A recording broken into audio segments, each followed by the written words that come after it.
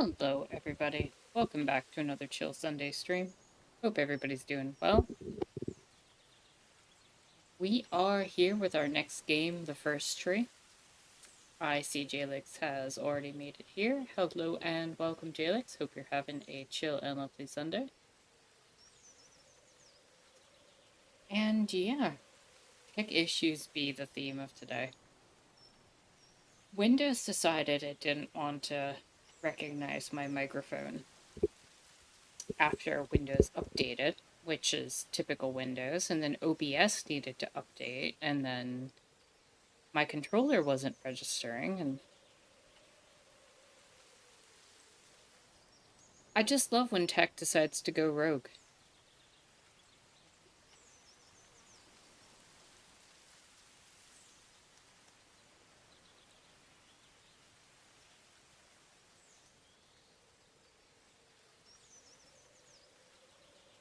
The computers are exhausted as we are. Yeah, sounds about right.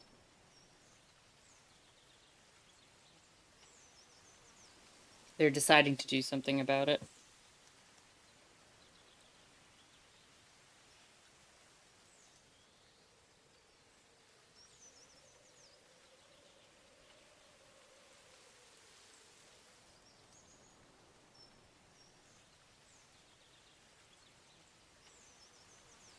Something like that. But I am going to pop us into this game since we've already had a bit of a delay.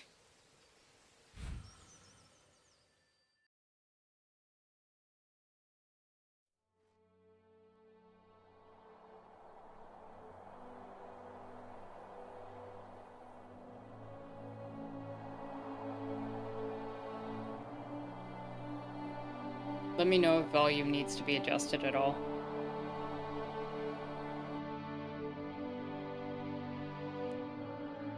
Hello, Fox Friend.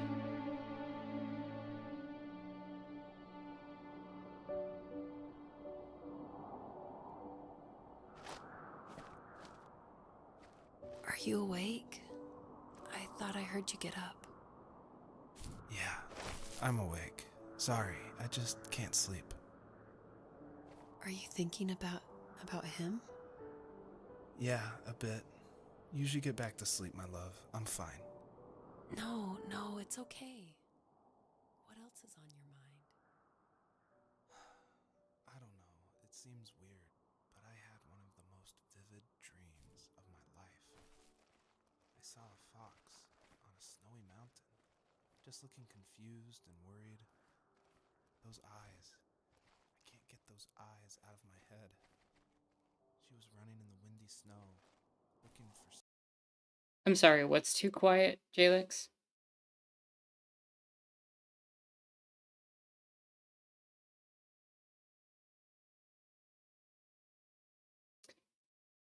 The game? It's... Okay.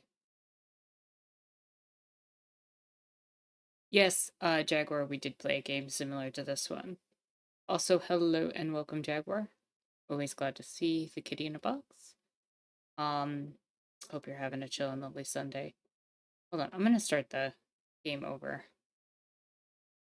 Which game was that? Good question.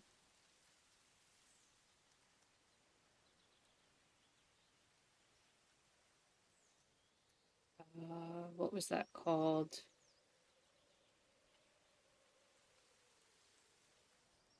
I cannot remember the name of it right now.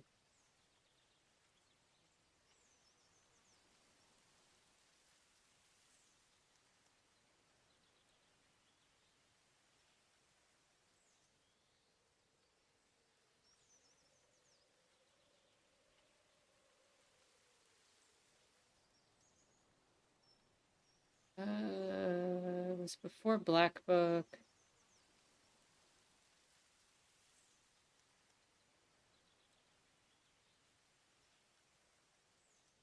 Spirit of the North. That was what it was called.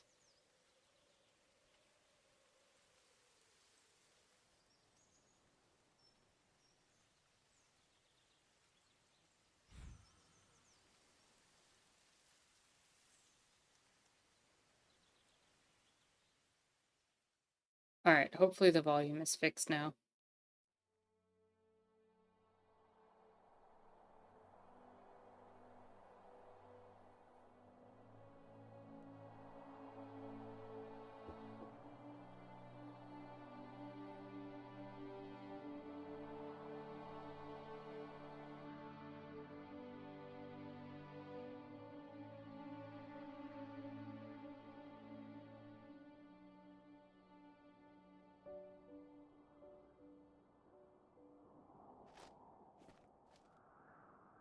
Are you awake?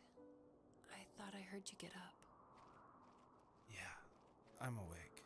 Sorry, I just can't sleep. Are you thinking about him? Yeah, a bit. Okay, that's good You should volume. get back to sleep, my love. I'm fine. No, it's okay. What else is on your mind? I don't know. It seems weird, but I had one of the most vivid dreams of my life. I saw a fox on a snowy mountain, just looking confused and worried. Those eyes. I can't get those eyes out of my head. She was running in the windy snow, looking for something. Do you think it has to do with you and what's been going on? I don't know. It was just a dream, Rachel. They're not meant to make sense. A lot's happened the past couple days, that's all. Well, if you're not going to sleep anyway, you should tell me. I want to hear. All right.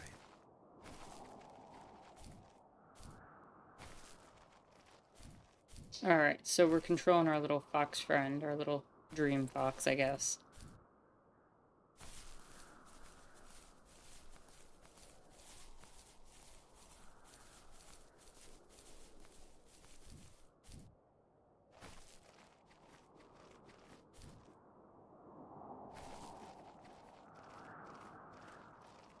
Foxes can double jump. They don't show you that in the nature documentaries. That's because it's a well-kept secret.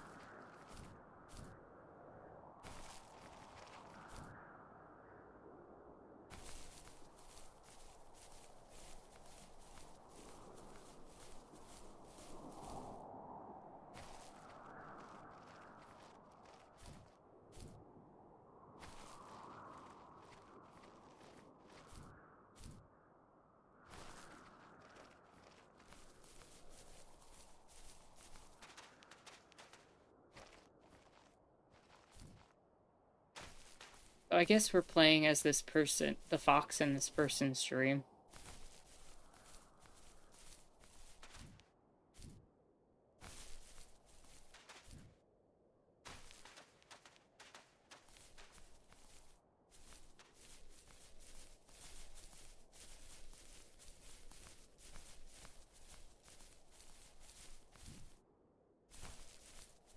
That's why the fox can double jump. It's a dream fox.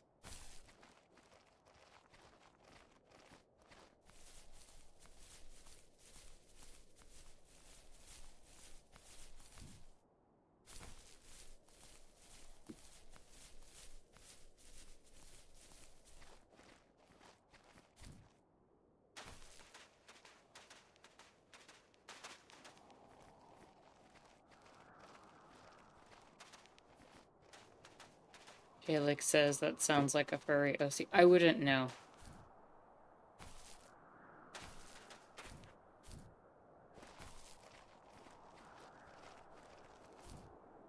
But I also feel like if you could name yourself anything, Dream Fox kind of sounds boring to me. But, you know, what do I know? Not my thing.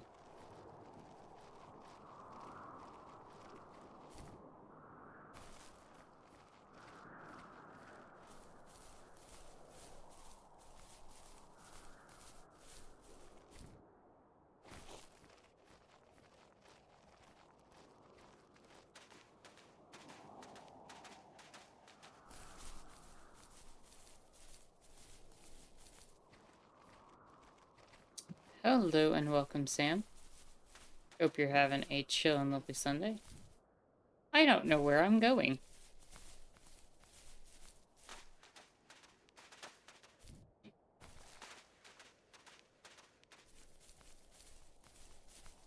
Looks like some human stuff got frozen over.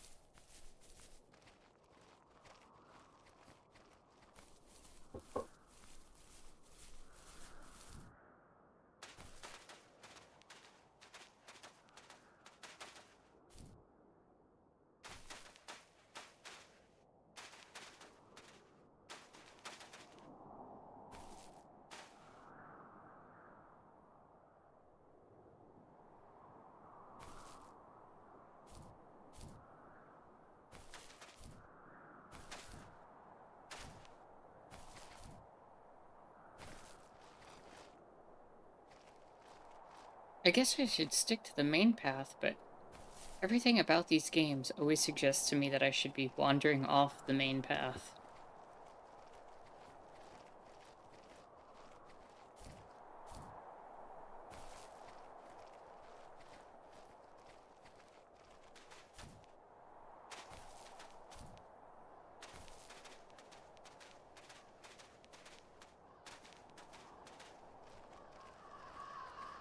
Oh no.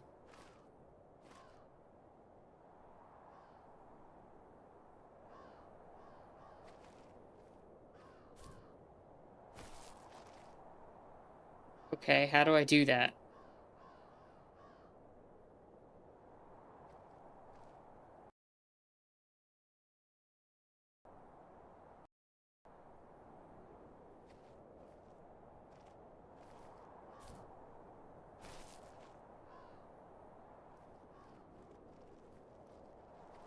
So, not far from her home, she followed that path to something unexpected.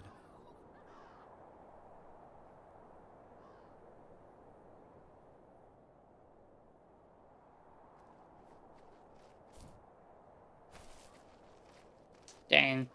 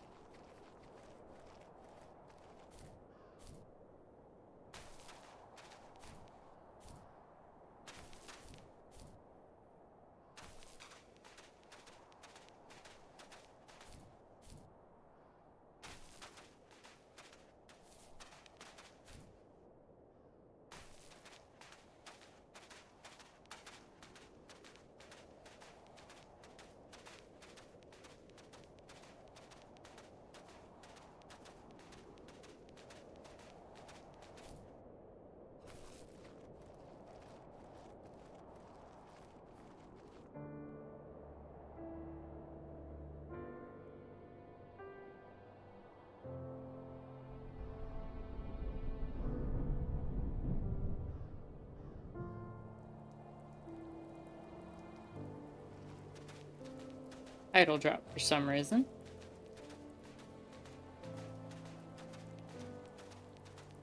The fox looked high and low, searching for any sign of her cubs. Points of light showed the way to this ancient tree. It was as if each one had a story to tell, all their own. The land was trying to tell my story, too. I felt like I was right behind her the whole time. Interesting.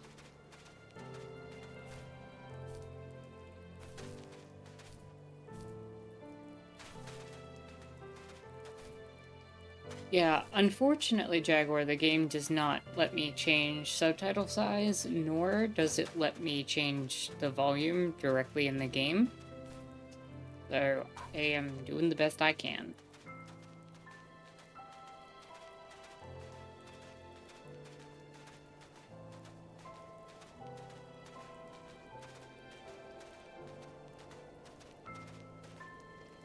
But I guess we follow these points of light. It looks like there's something up there. I want to go up there.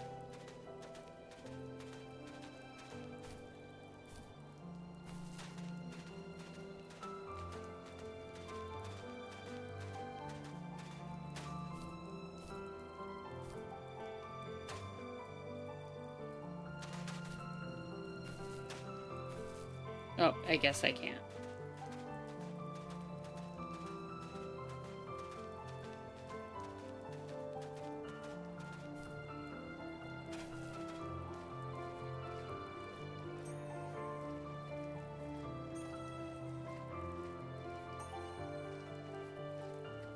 The past two games we've played, this one and the previous one, did not have volume sliders. So take that as you will.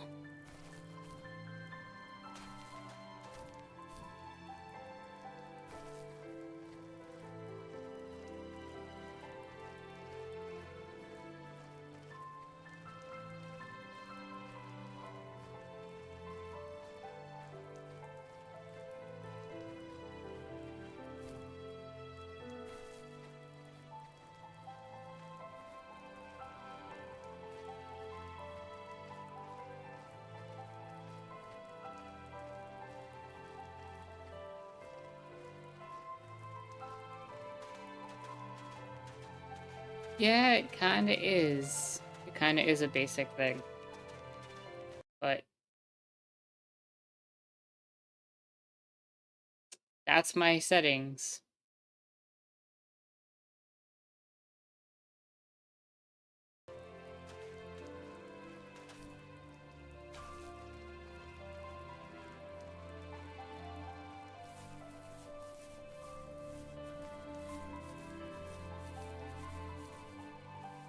As a kid, did you ever do show and tell in your class? Yeah, I think I only did it once, when I was in the 4th grade. You know how my life was around then. I wanted to show my class what helped pass the time and distracted me, so I brought a dozen paper cranes I had made. I think I told everyone how badly I wanted to be a bird and fly, embarrassingly enough. Don't be embarrassed. Every kid wants to fly. For me, it was another toy from my dad, a wooden boat. I remember guarding it so carefully in my hands as I walked into class. When I sat down, a group of boys immediately made fun of it. They asked which trash can I found it in, or why an ugly log was my favorite toy. When I got up, I didn't even want to tell them my dad had carved it. I said it was a joke gift my friends had given me. Kids can be so cruel.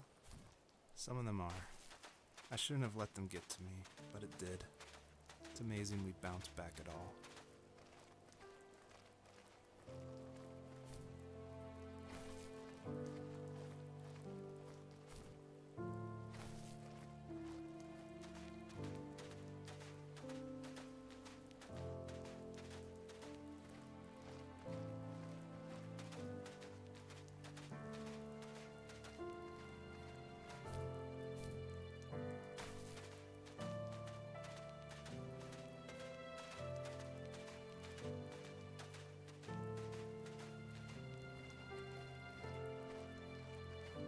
Just that. Oh.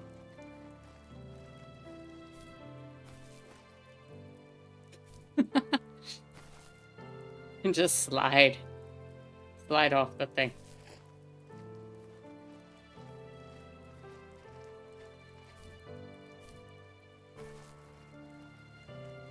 Like, I feel like I should be looking for secrets.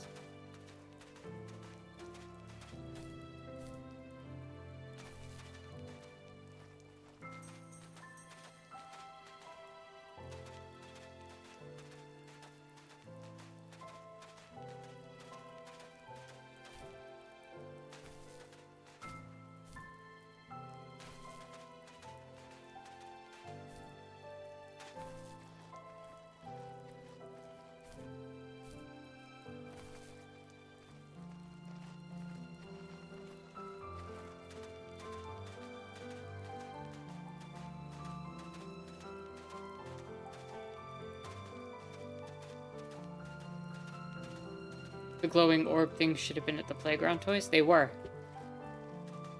I collected a bunch of them.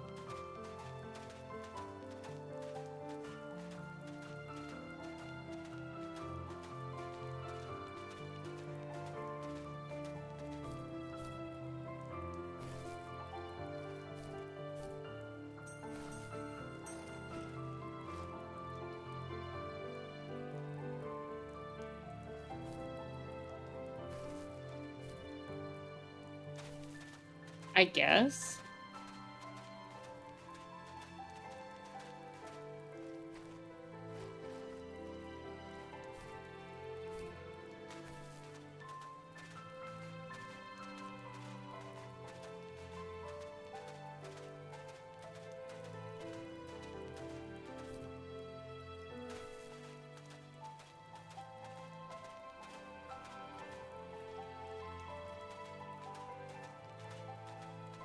Music's good, at least.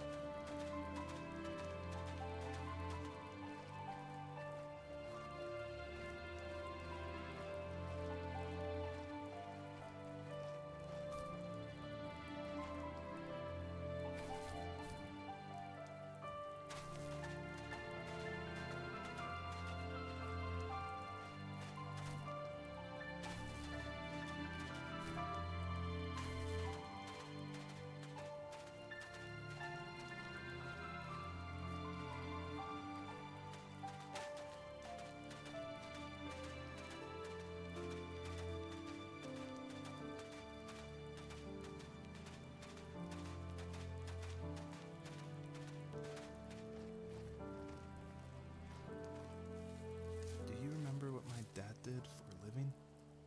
Wasn't he like a lumberjack? That's one way of putting it. If wood was a canvas, then a carving knife was his paintbrush. Even after working a 50-hour week, even after his hands were more splinters than skin, he would bring home the nicest piece of Alaskan weeping cedar and make me toys. That wooden train was the first toy I can remember, and I loved it. I just knew from a young age I was going to be a lumberjack, like my father.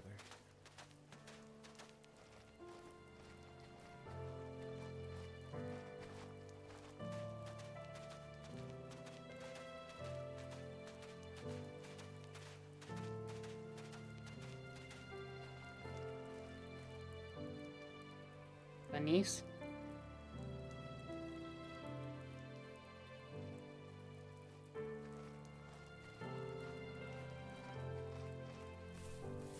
Catch the bunny. I gotta catch the bunny.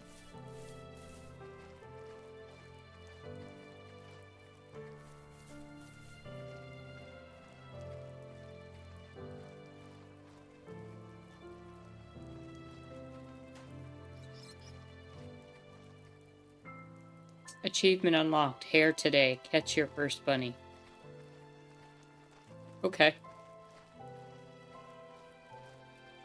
I didn't exactly catch it. I just touched it.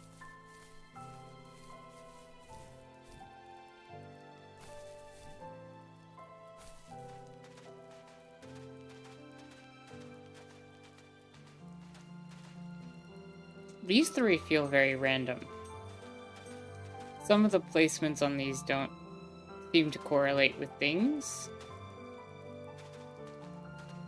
And I don't know if that's intentional or not.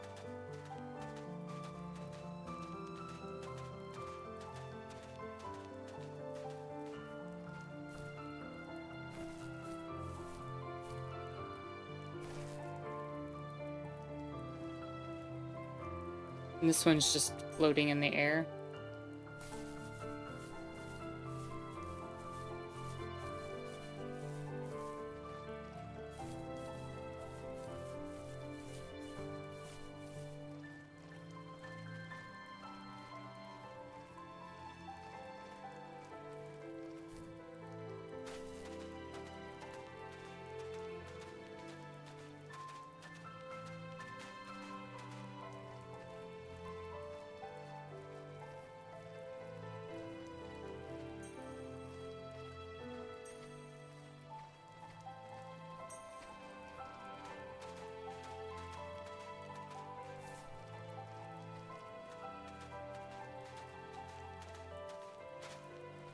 A truck?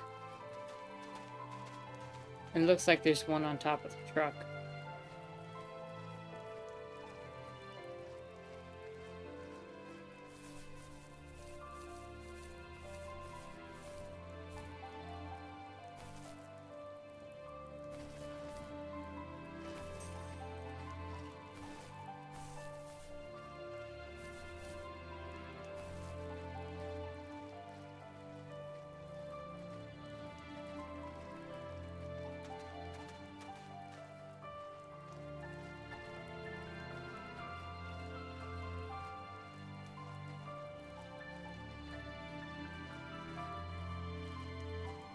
Is that a dig spot up there?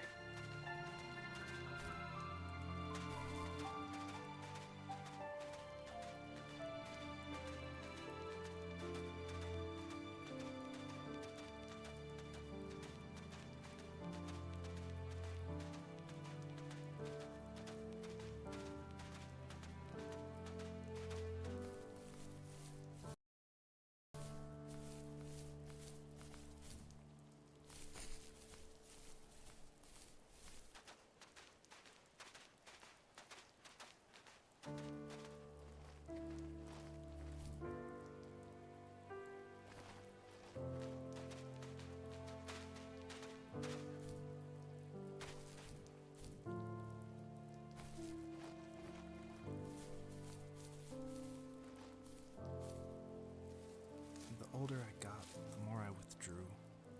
I asked myself, why talk to anybody anyway? Why bother when I'm happy by myself? I started drawing a lot, mostly animals I saw in the woods by my home. I then imagined designing my own hideouts with things like TVs and pantries full of chips and cookies.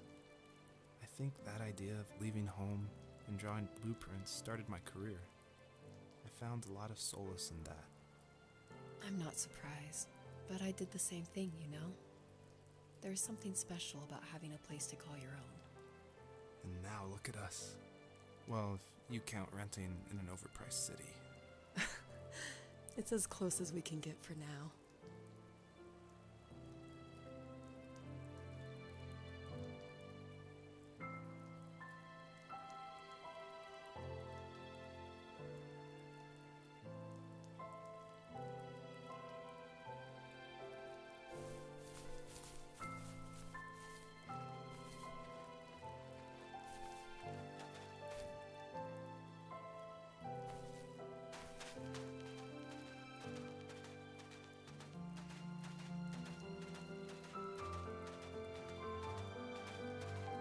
Oh. There's a couple up there.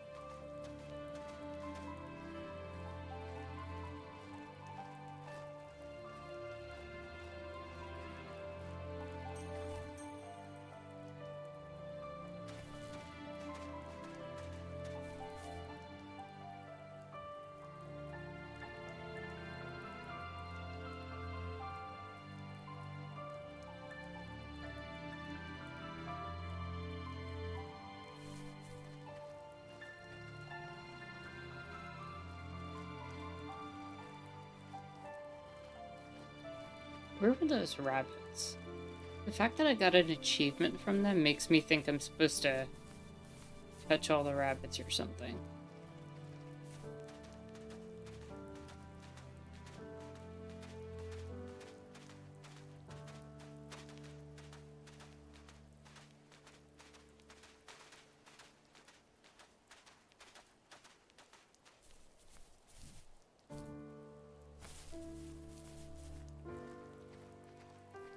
I just have no idea how many there were, or there should be.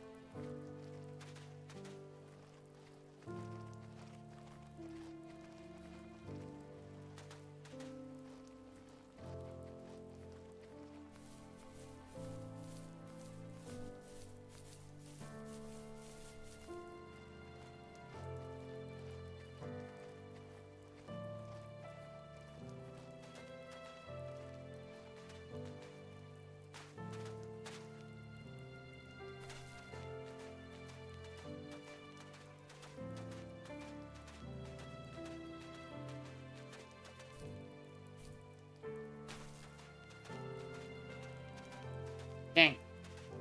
That bunny's moving.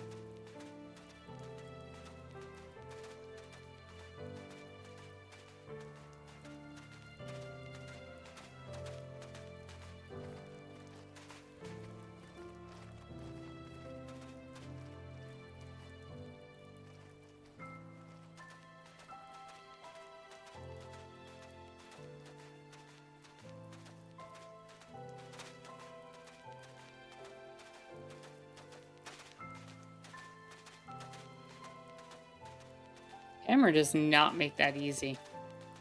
Oh, okay. You can center the camera behind you. That makes it a lot easier.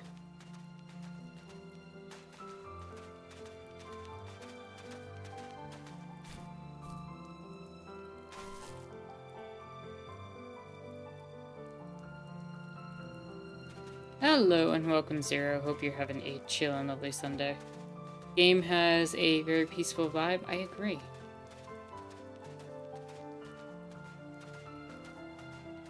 It's been pretty chill.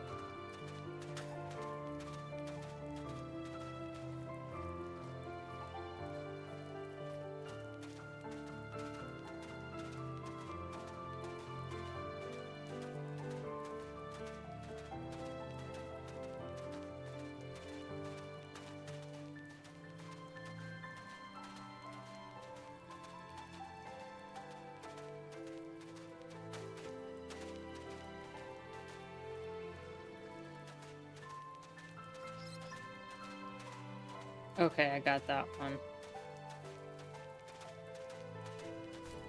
Would be great if I knew which ones I'd gotten before. Or if touching them mattered.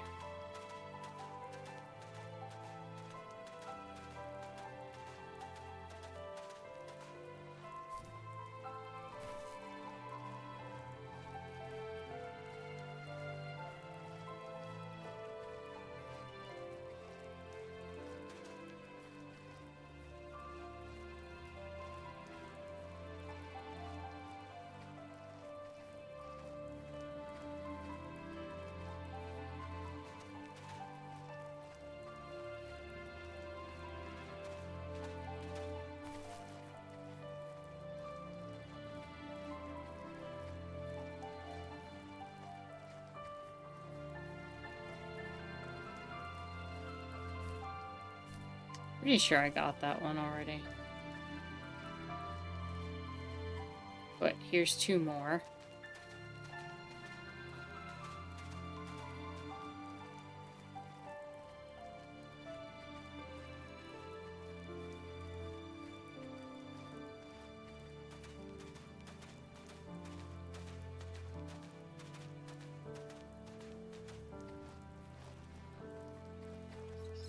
Got that one.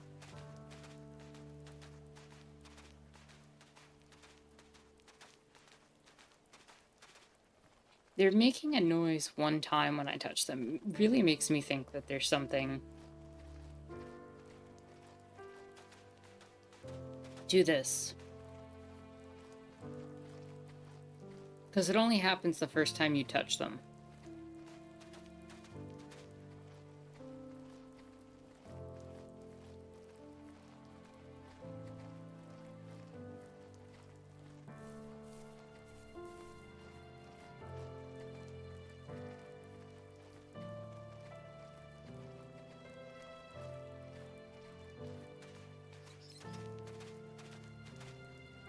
I just wonder how many there are on the map.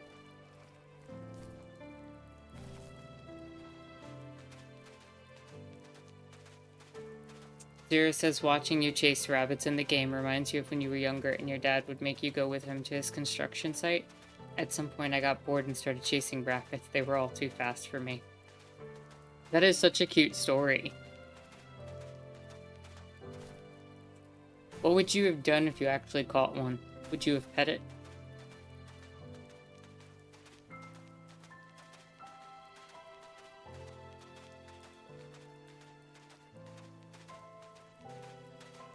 Hello and welcome, King Cyrus. Hope you're having a chill and lovely Sunday. Glad you could join.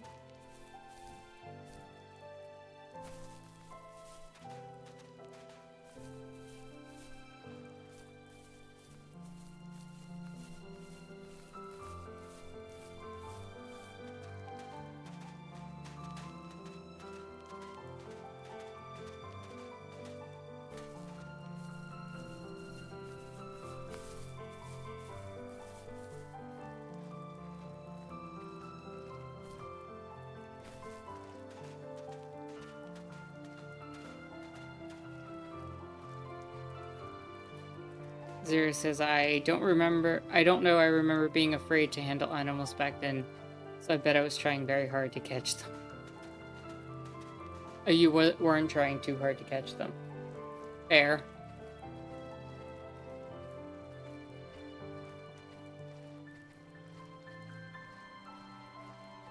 King Cyrus ruined his empanadas.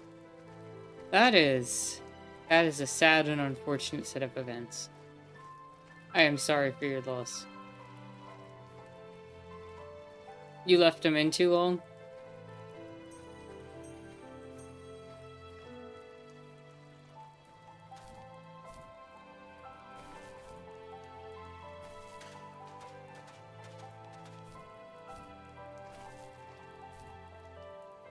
You think you did? Dang.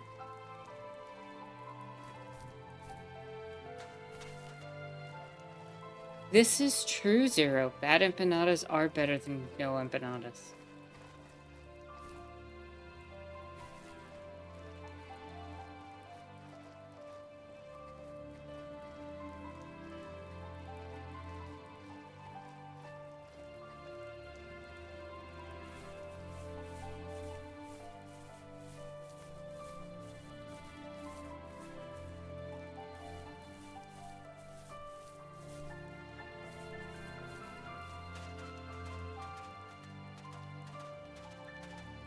So I've got to ask the question. We're almost a week in. How's everybody doing?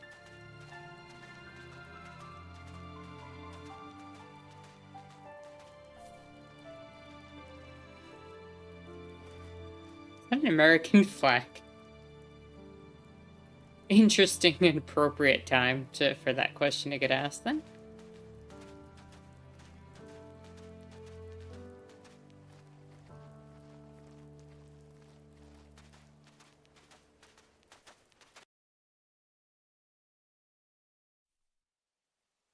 Wait, what?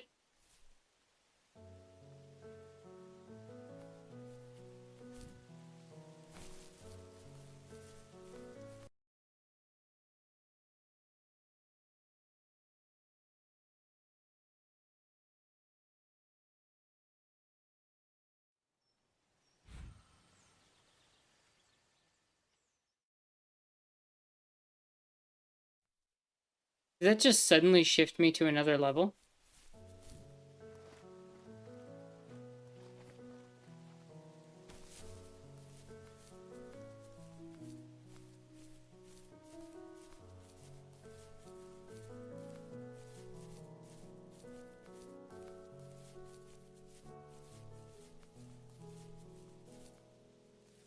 My teenage years were full of sketching, angst, and trouble. I wasn't popular or unpopular. Maybe just forgettable. I guess that gave me a sense of freedom, so I hung out with crazy kids, doing crazy things, even though I mostly just watched the chaos ensue. We did it all. Put fireworks in mailboxes, hide roadkill in people's garages, Wow. break windows of the barber shop in Anchorage. My dad was furious. I He don't was so blame busy him. working, he couldn't do much to stop me from going out. I think being an adult means There's no one to stop you making hard decisions.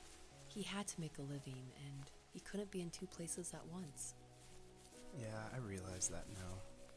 But at the time, I was sure he was more interested in growing his business than what was going on with me.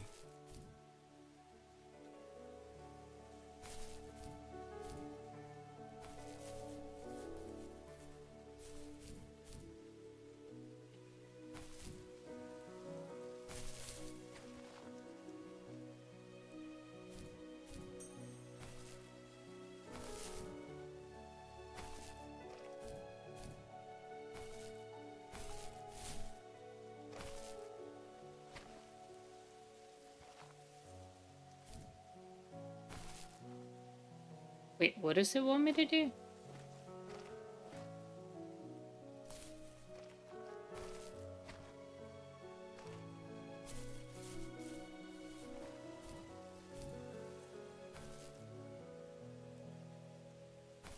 It's trying to ask me to do a running double jump, right?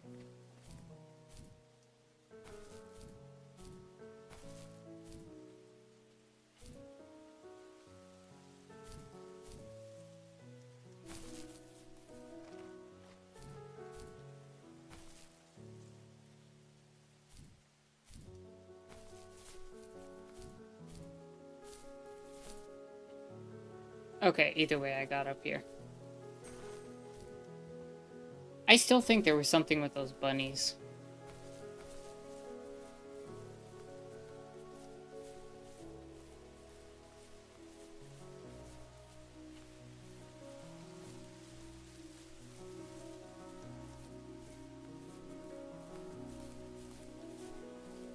Hello and welcome, Ill. Hope you're having a chill and lovely Sunday. I just realized I forgot to do something.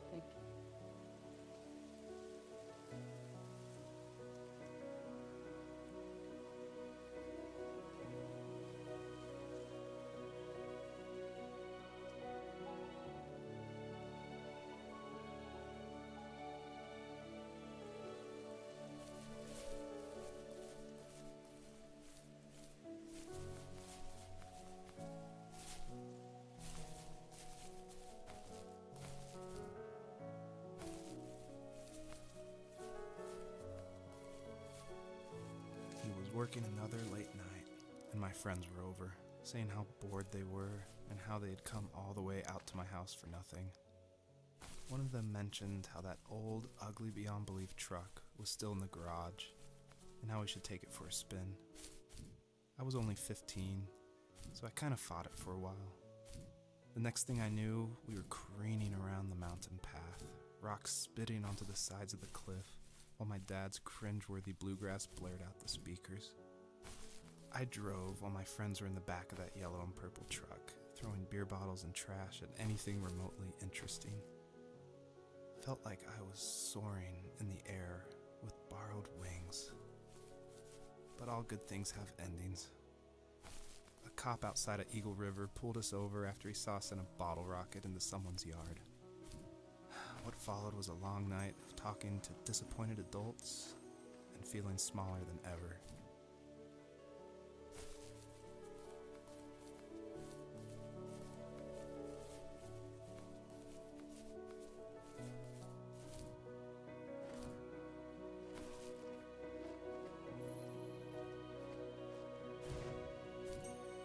Oh, that's what I was supposed to do to get that height.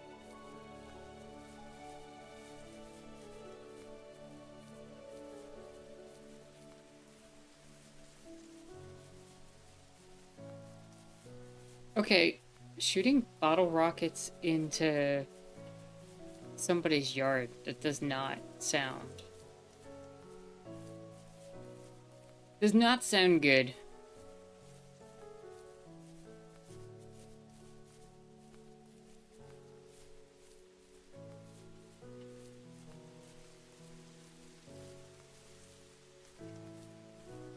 Bill said, love games without a HUD, it's so peaceful. It really is.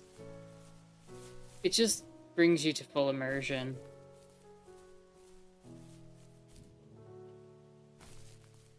I get the point of HUDs and the fact that sometimes you need them, but not having them sometimes is It just immerses you in the environment.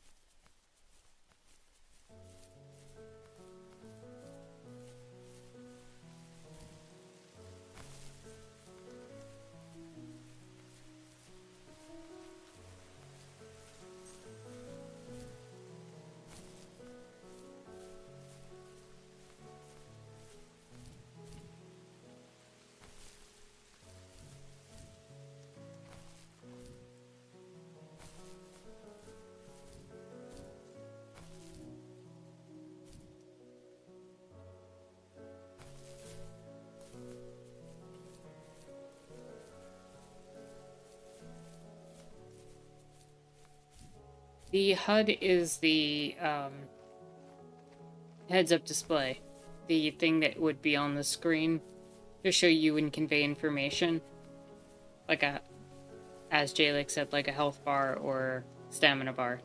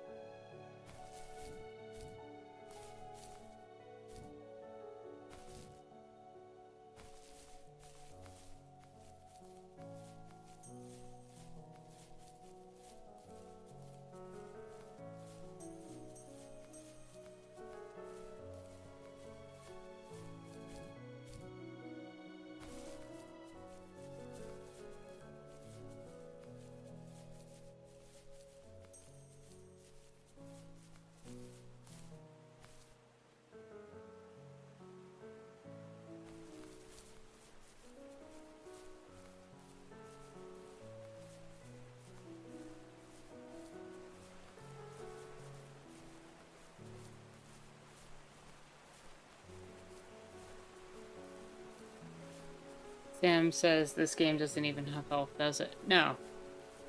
I think that's the point. You don't really need a HUD for this game.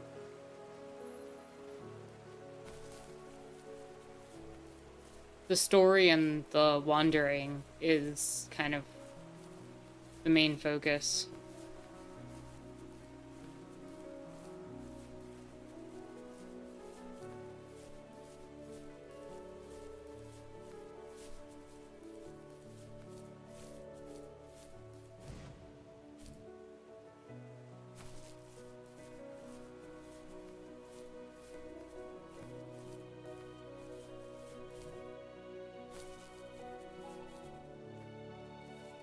After he drove me home from the police station, I blew up at him, saying how I never wanted to be like him, how I was gonna be someone and leave that hick icebox for good.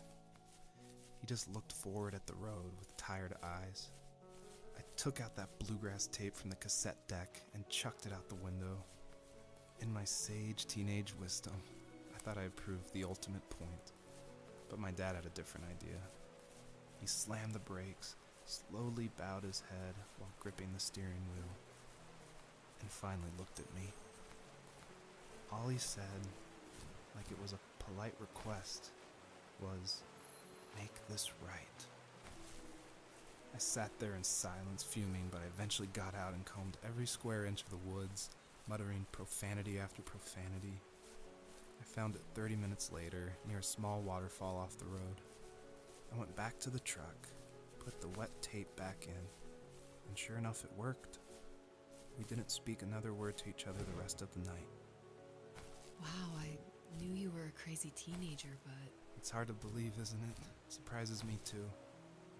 It's like I didn't really know who that kid was back then. I bet my dad thought the same thing over and over. It's almost like he was saying, "Make this right," to himself, more than to me.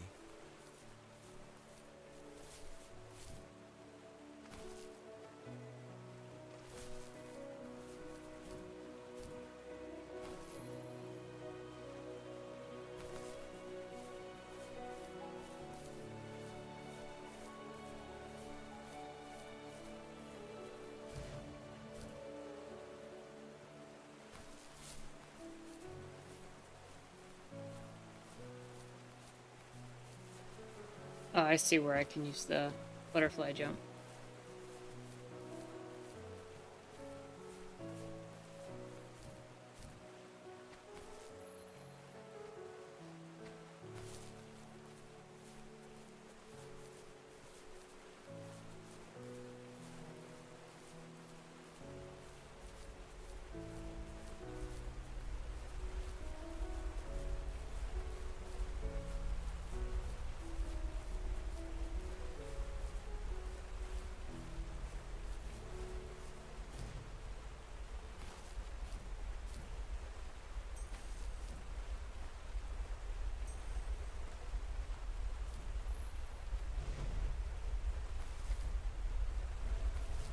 No secret behind the waterfall?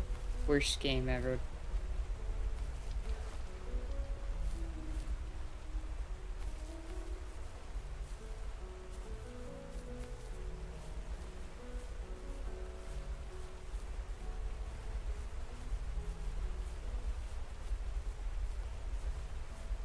There's gotta be a way to get up there. I see there's shiny things up there.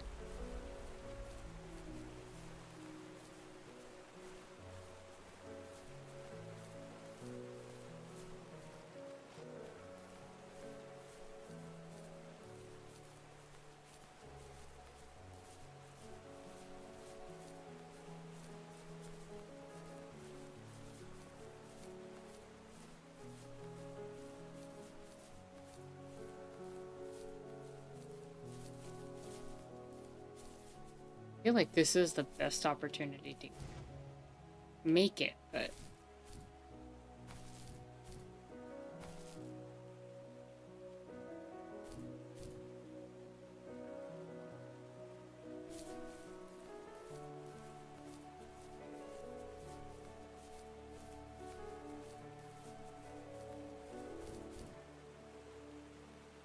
I'm not sure exactly how I'm supposed to get up there. Can I pick up double butterflies?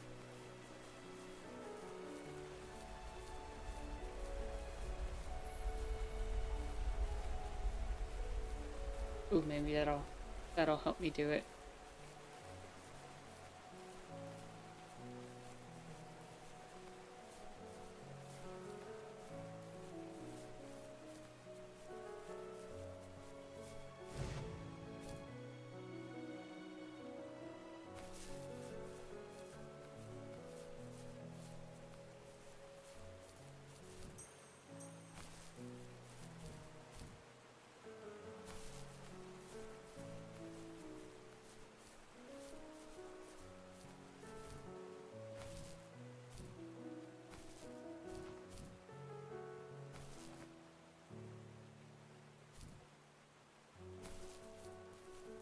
There's one on top of the rock, too.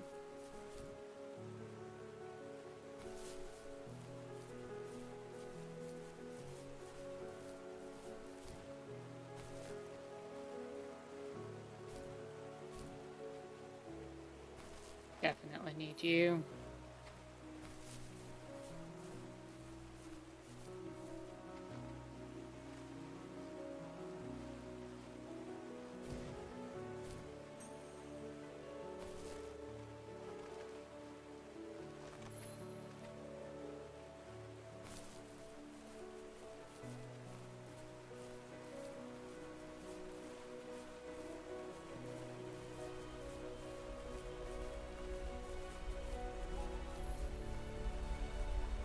My friends would laugh about that night and talk about how crazy it was.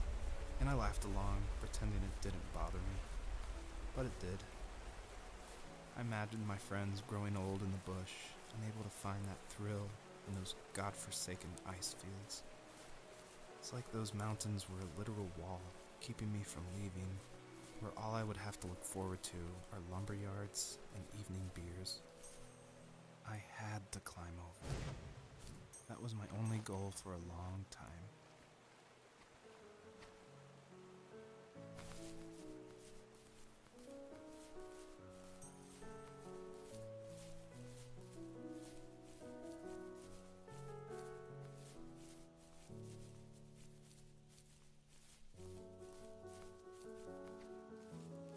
there was some way I could take my love of drawing and turn it into a way of escape, nothing would make me happier. I wanted to create instead of tearing trees down. I wanted to move to the lower 48, not because I hated it there in Alaska, but I hated the idea of it. It's like all of that spite inside me had created this monster which followed me around my whole teenage years. I put so much energy into doing what others didn't expect of me. Why did I do that? There's one fact you're forgetting, though. If you didn't have that fire in you, we probably would have never met. You're absolutely right. Maybe the destination is all that matters in the end. But then why am I awake? Why am I seeing this fox go on her journey? And why can't I stop thinking about my dad? Jaguar says, I have to be honest, this voiceover is so soft and subtitles are so tiny, I have no idea what they're saying. But I kind of don't care, I'm just here for the chill. Well, basically the guy is talking about his childhood and rebelling against his dad and how he was a stupid teenager who shot bottle rockets into other people's yards in Alaska. And stuff like that. And, how he's having this dream of this fox and not understanding why.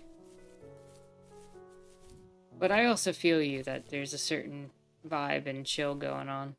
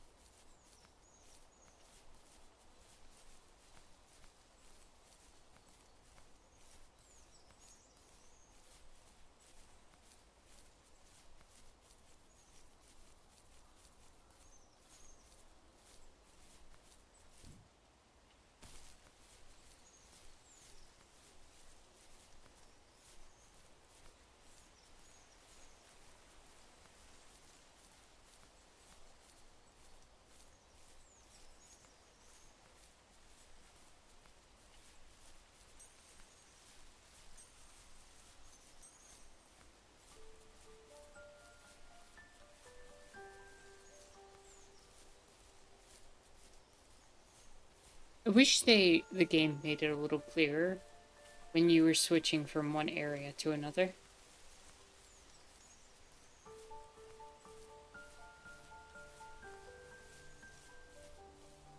Because I don't feel like I was like ready to finish exploring those areas. The first two.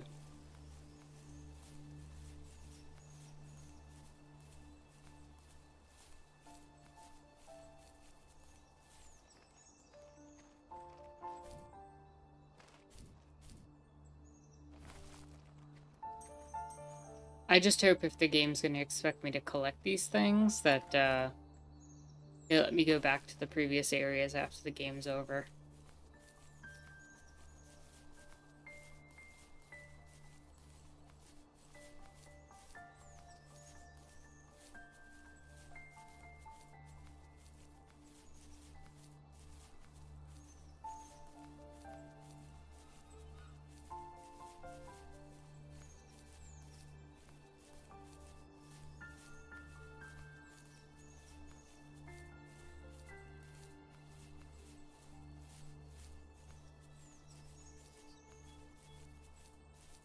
Was last week kicking cold for everyone?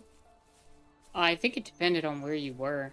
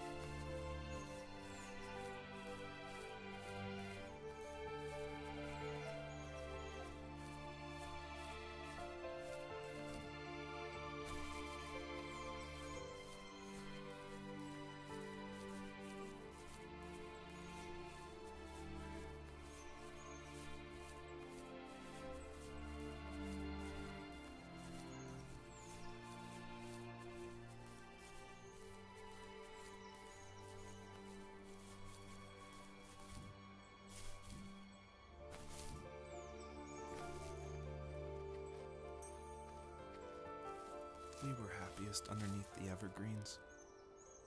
We decided it was time to finally map out the hundreds of acres we lived on just to pass the time during the summer.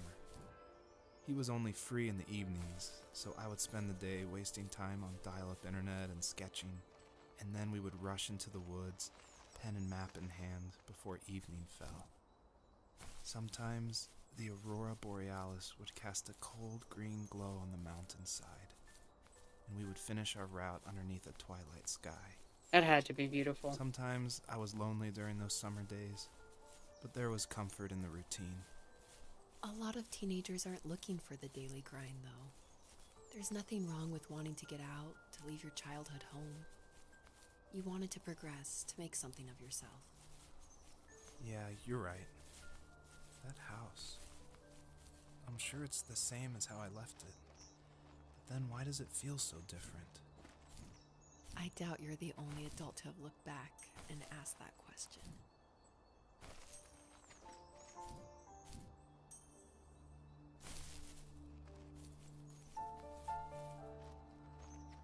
Jaguar says, I always wanted to see Alaska. What do you want to see there? Is it just the Borealis, or...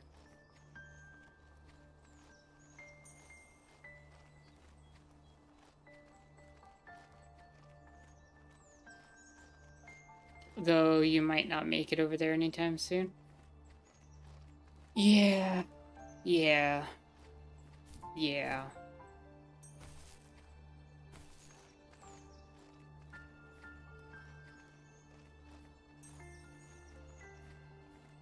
I'm assuming you're talking about our current political landscape and maybe that kind of travel not being the best thing right now. The Borealis, the tundra, the level of snow, the animals. That type of travel might not be best for you. Yeah.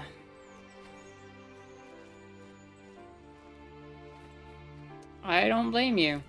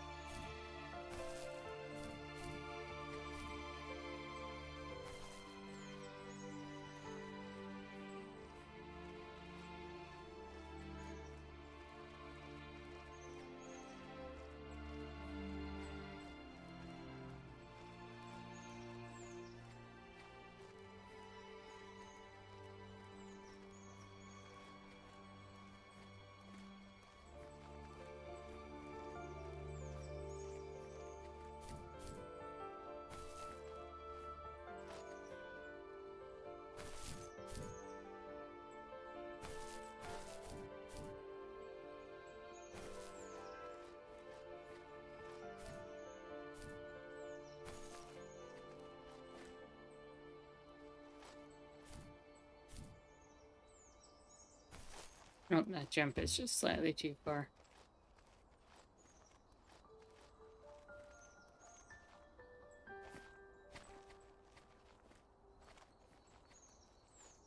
Jaguar says there's so much of the world that I would love to see, but I'd be scared, not gonna lie. It's not the friendliest, and with my allergies and whatnot, I don't know, but hopefully one day I could start to travel again. Oh, man.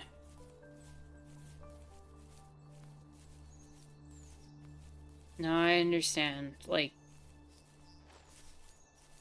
there's a lot scary right now. And if you've got allergies and stuff, that's a whole other to-do.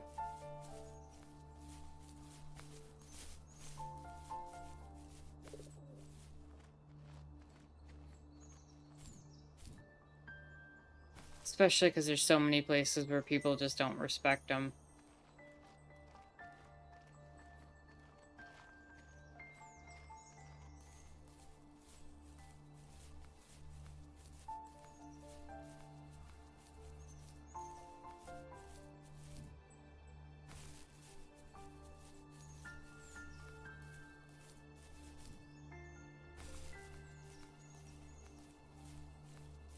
In a lot of places, allergies don't exist according to them, so I'm literally just making it up.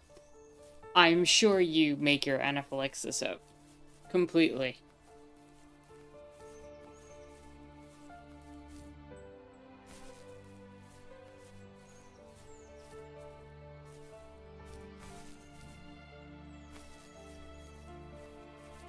You should just choose not to stop, not to stop breathing.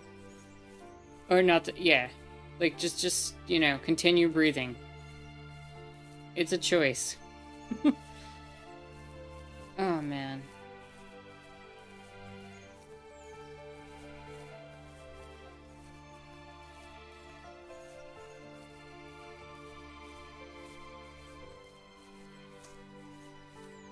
Okay. Another tiny nitpick in this game. I feel like... Excuse me. I feel like I should be moving faster. The running speed feels remarkably slow for this environment and for the size of this environment. And if it would be one thing if they just wanted me to explore it,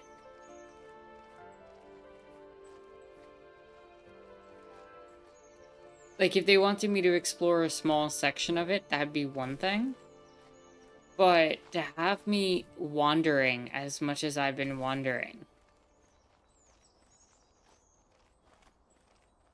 to try to find these little things and little nooks and crannies, I need to be moving faster.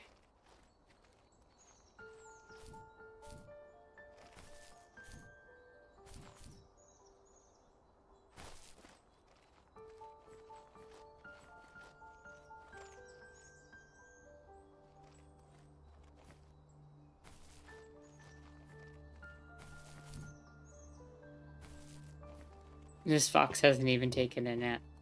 It's a dream fox, it's fine. Put in the cheat codes. There's no cheat codes, Il. I can't make it go faster.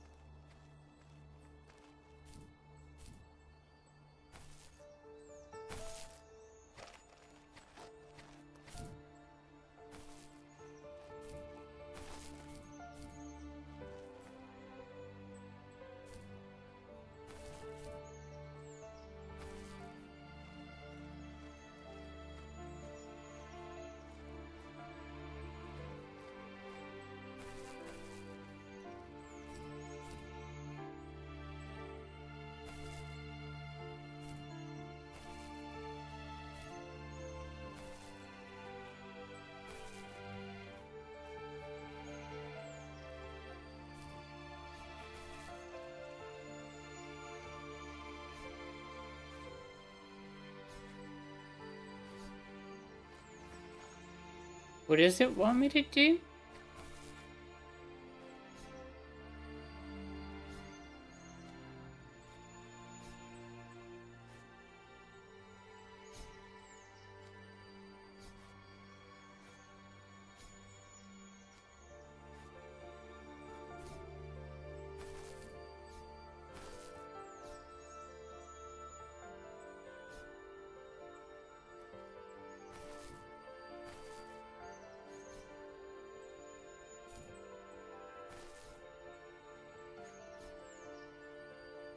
I don't know what it wants me to do.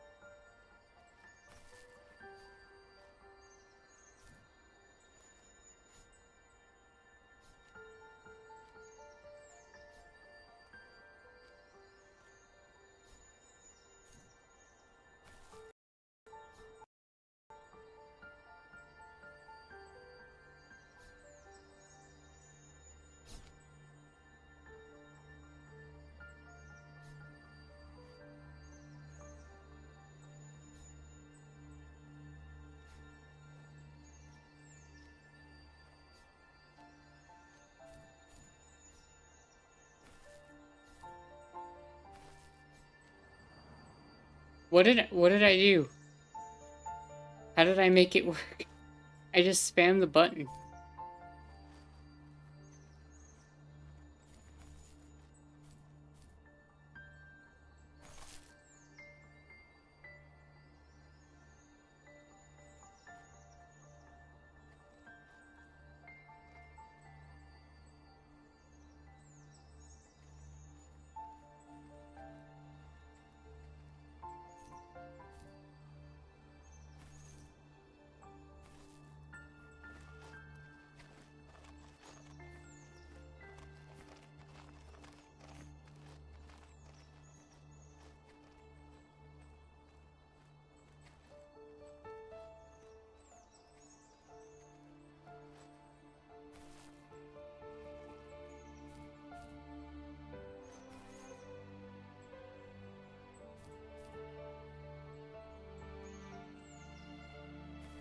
Oh, okay, okay.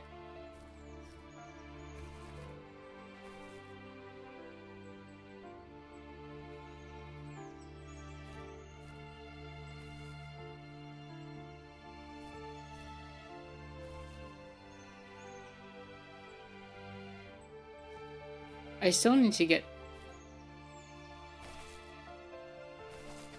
I guess, up there? Or is that what I was trying to get to?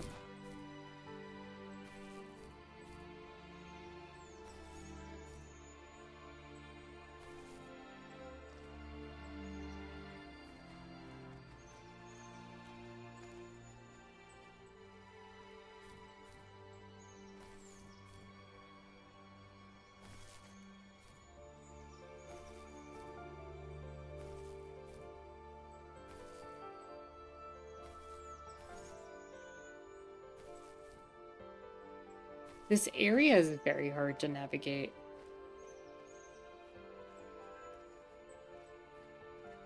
Everything looks the same.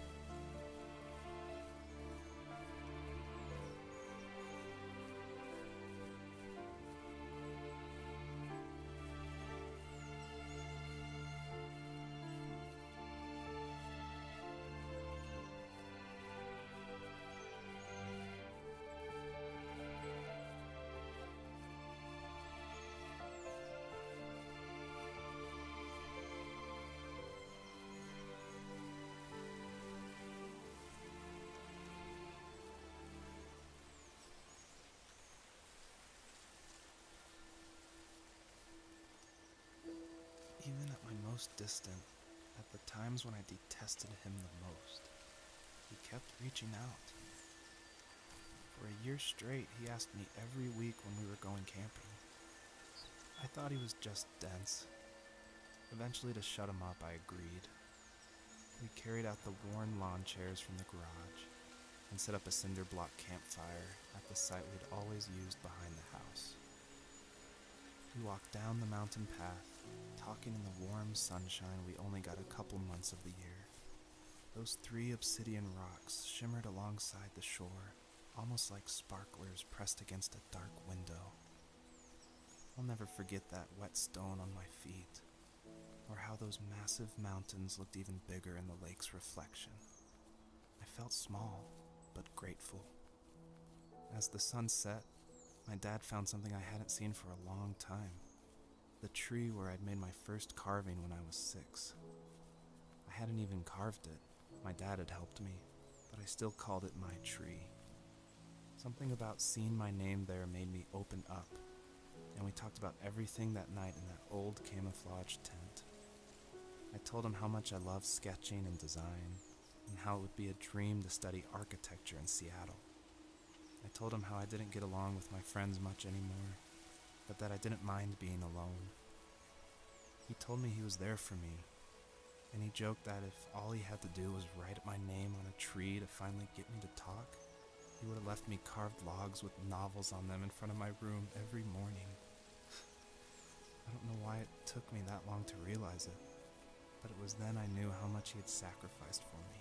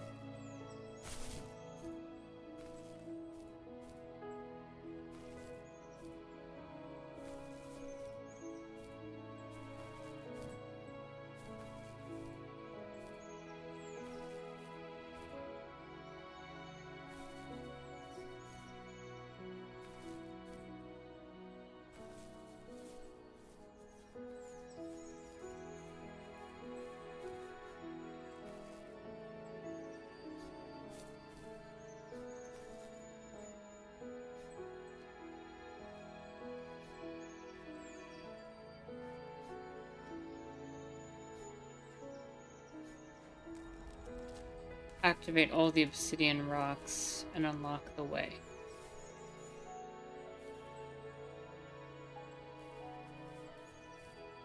Alright, so did I have to do that?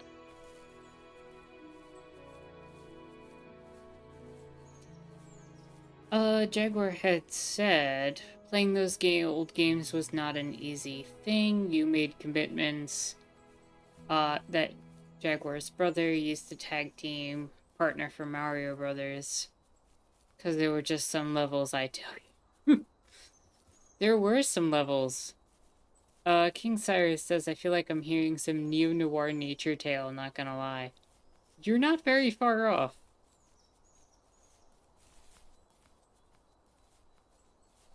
Jaguar says, I think it's the long sweeping melodies with the leading tones. Where's Jorn? He'd be able to tell me. Jorn probably would be able to tell you. On our property, there were old abandoned pieces of a shed and car long left unused. I used to ask him all the time who those people were that left all this junk, and I'm sure he got so tired of hearing it that he made up some elaborate stories how a brown bear ate them and haunted the woods afterwards. What's funny is I think it made those people seem more real. Growing up thinking they were still hanging out like they couldn't say goodbye. I used to tell my friends how I could swear I saw spirits move near the water, and that always freaked them out. I guess it didn't bother me, because the way I saw it, they were normal people with old cars and sheds, just trying to figure out how to survive and be happy in the middle of nowhere. It was a cool thought that they didn't want to leave, but you know, I was a weird kid. Well, you had good company since those ghosts like living in a place where they were brutally devoured.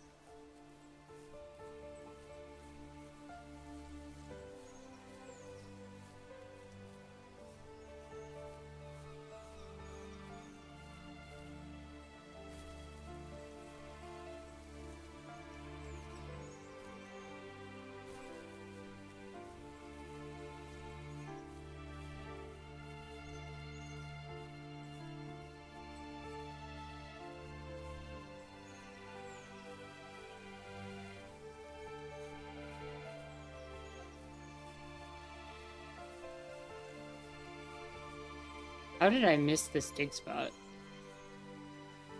My dad built a lot of stuff in his free time.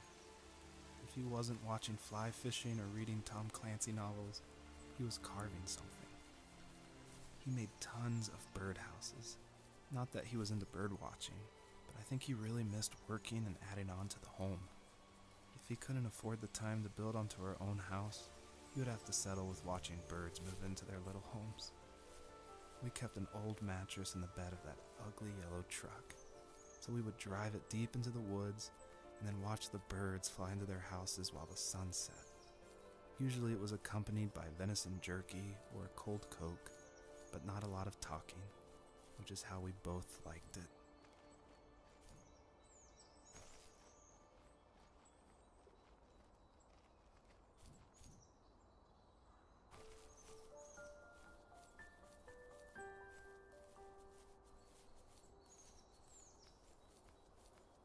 I'm still seeing one over there, and I don't have any clue how to get to that one.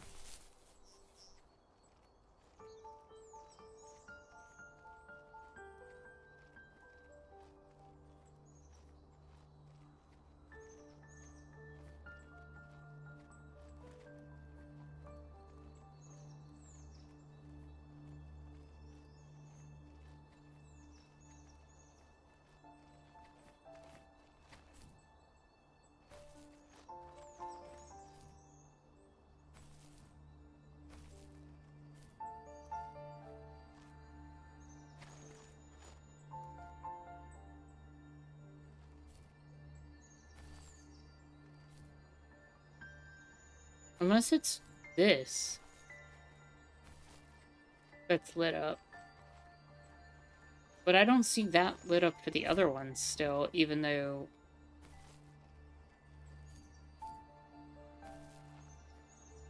I'm just not sure.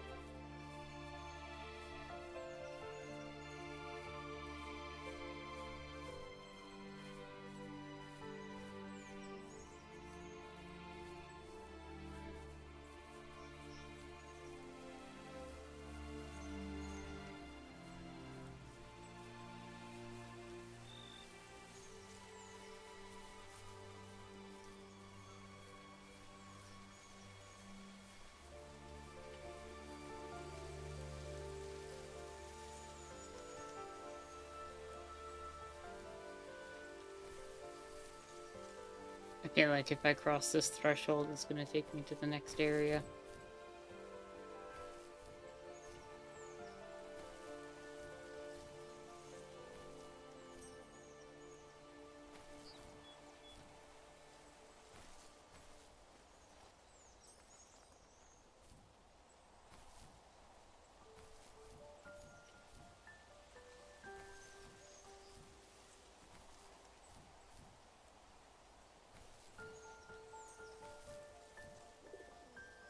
So I probably shouldn't go that way.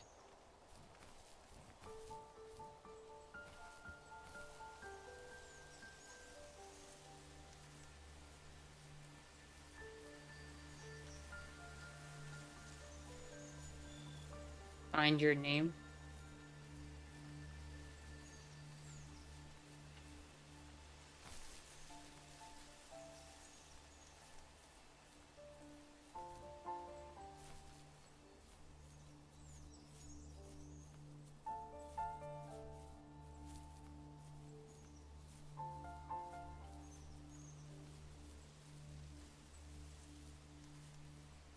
Well, I don't know how to get to the other lights. So let's just see what happens if we continue forward.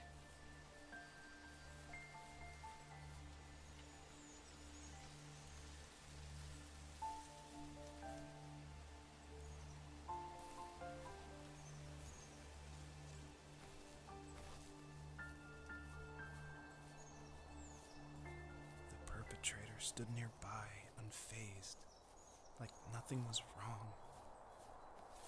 My dad is dead, and he's never coming back, Rachel. I can tell you these stories, but I can never reminisce with him again. He can never hold a grandchild that we'll probably never be able to have. I can never talk to him again, and I'll never be able to say I'm sorry for everything.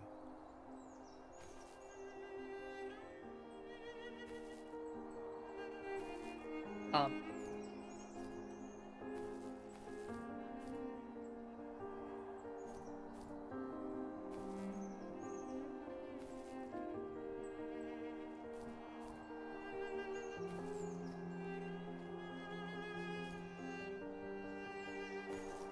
Sure would be great if the double jump would work. There we go.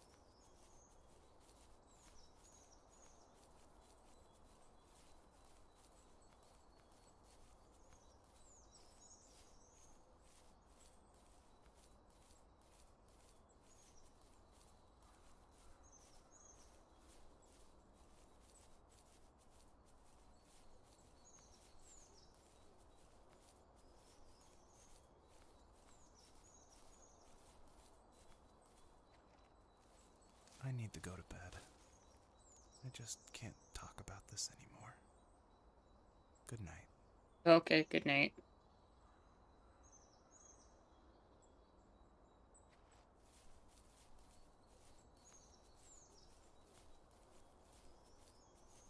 I thought it was gonna completely just end there.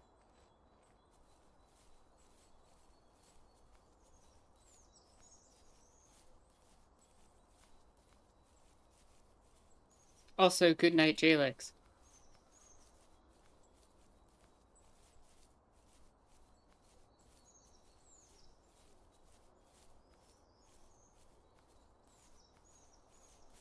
Zero had said, I wish whoever wrote this soundtrack would write a soundtrack for my life. Yeah, you and me both. This is a chill soundtrack. It's so soothing. I feel like I could use more soothing things in my life these days. Who are you telling? Who are you telling? It's been a rough year and we're only a month in. We're not even a month in.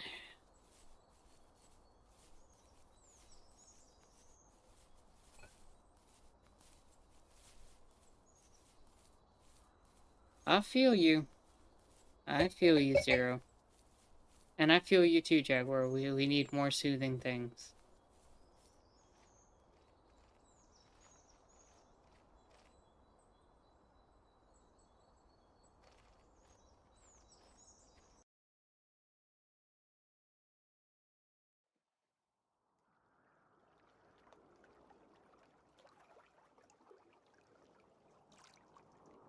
Was what a teapot?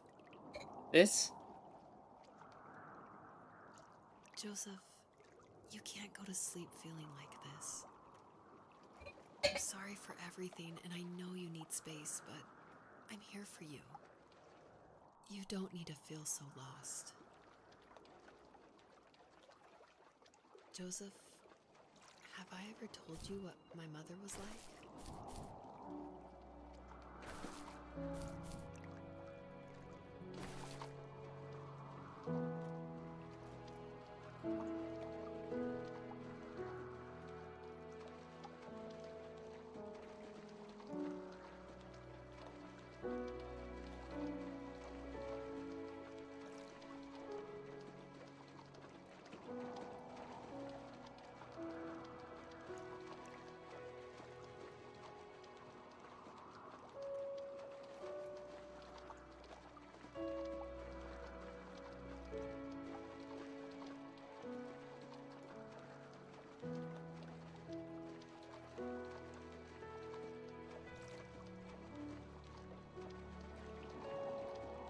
It really is pretty.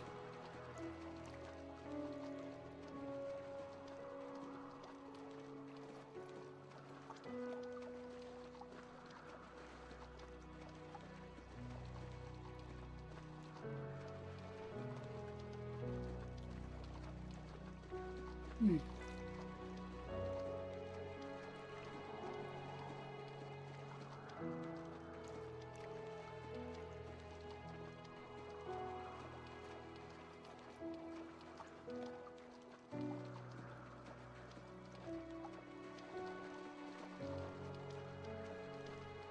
You know what it's like not to have a mom at home. And you know how hard that made my childhood. What helped me was watching the birds in the morning before the school bus came. I thought that my mother was one of those birds, and it made me want to be free like her. My mom taught me how to fold origami cranes while she was in the hospital.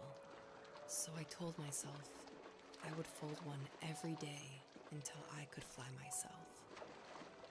I think we both have always loved animals, and for me that love started with a dog. Sometimes this Rottweiler would come up to our property line and wait at the fence for me, but only once in a while.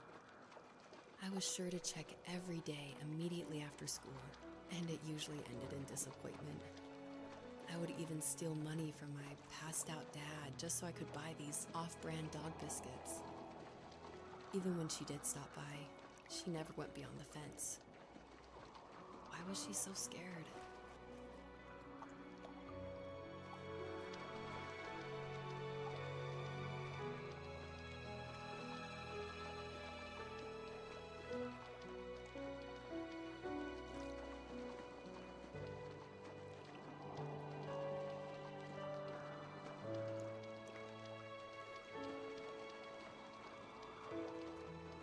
think my dad was the opposite of your dad in almost every way, except he was in the military as well. He coped with alcohol of every kind. The trailer started falling apart, he got angry, and I withdrew. More and more, I became the weird, quiet kid who made lots of origami birds and carried talk biscuits around. I think we were pretty similar when it came to being the weird kids. And that same sincerity in college was one of the reasons I was so drawn to you. Em says I didn't really expect it, but part of me hoped Trump's first week would involve more backtracking and less And at one point, pardoning violent I criminals. really didn't think I could survive another day with my soul still intact.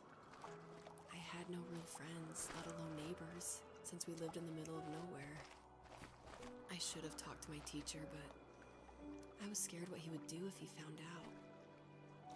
As I waited for the school bus one morning, I walked around until I found something in an abandoned shed. Something I can't put into words.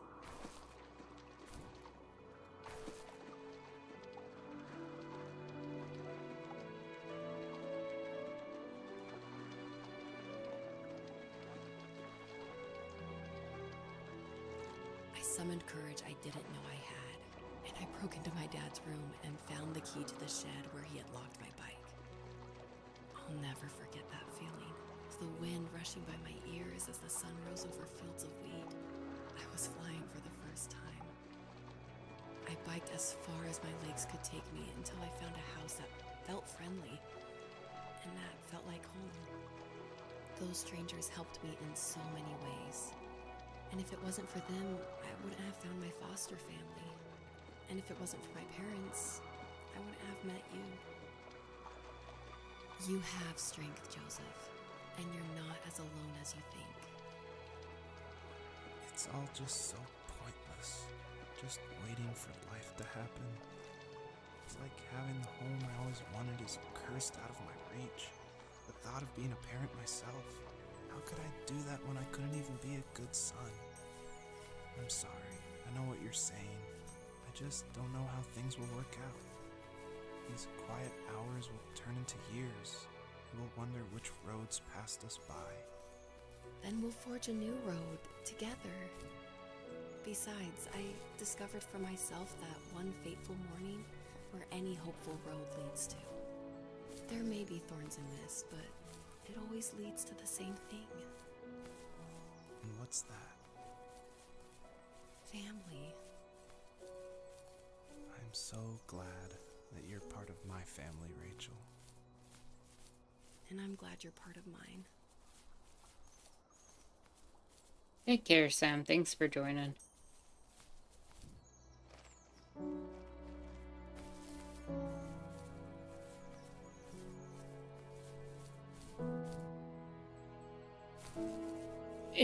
Jaguar says it's frustrating the GOP can organize so much better than the Dems, and even though they're not the answer, it's better than this. You know,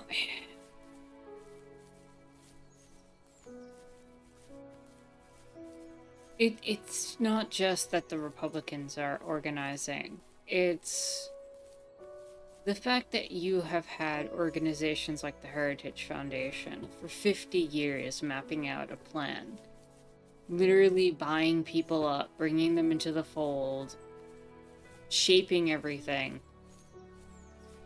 Their goal and plan is to make what's happening right now a reality. The Dems, if they've had any plan, have been to preserve the status quo. And that's not really a plan. You don't plan for that. And sure, there's been a few, like Bernie and AOC, that, you know, want to shake things up a little bit, but for the most part, the goal of the Dems is the status quo.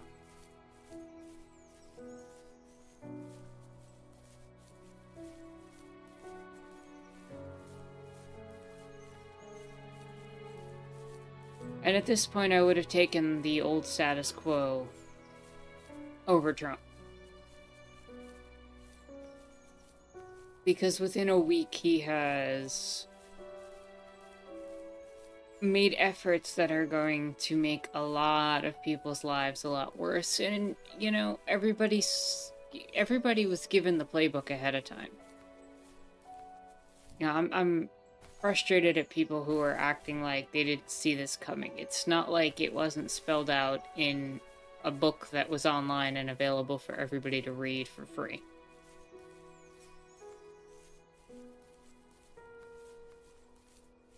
It's not like any of this stuff wasn't widely mentioned or talked about. It's not like Trump didn't say it over and over again. They told us exactly who they were, and people didn't listen. And at that point, I don't know what to say. The guy said he's going to implement tariffs. That seems to be right around the corner. The guy said he's going to pardon the people that he's pardoned, and he did. So why are we shocked?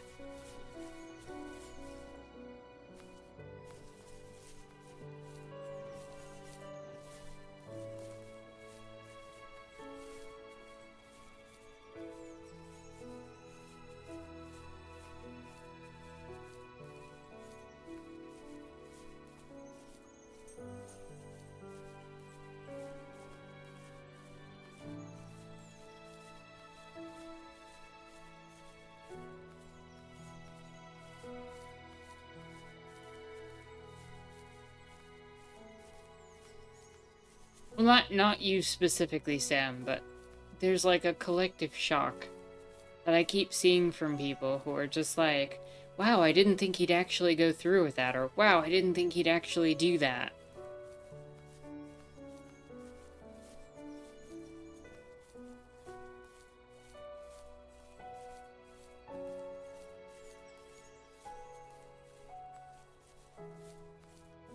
They're shocked because the leopards would never eat their faces. That's what I'm saying. That's what I'm saying.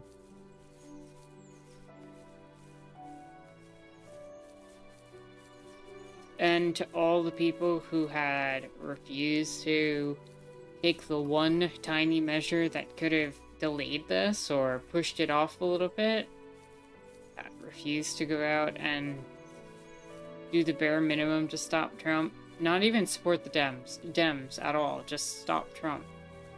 It's frustrating hearing them be like, well, if the Dems had been better, then we wouldn't have had Trump. And it's like, if you're not somebody on the front lines for all this, I just don't have the energy.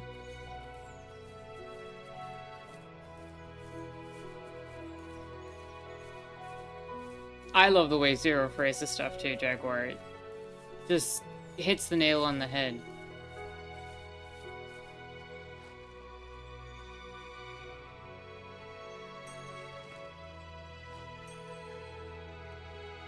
Well, I don't know why they're shocked and think he would lie. I don't think they think he's lying. I think they know quite well that he's telling the truth.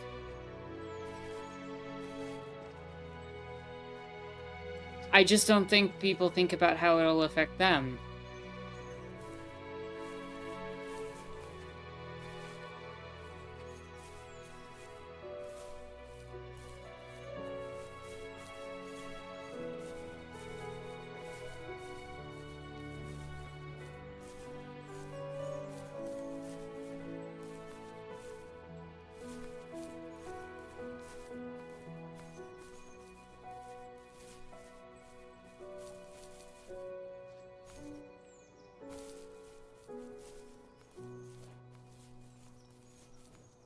The disconnect, if you ask me, came from the fact that you had a bunch of people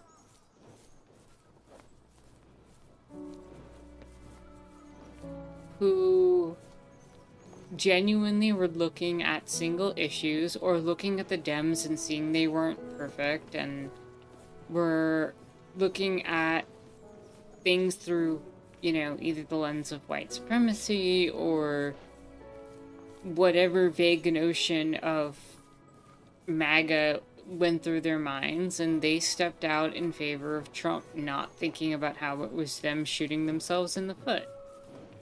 And everybody else.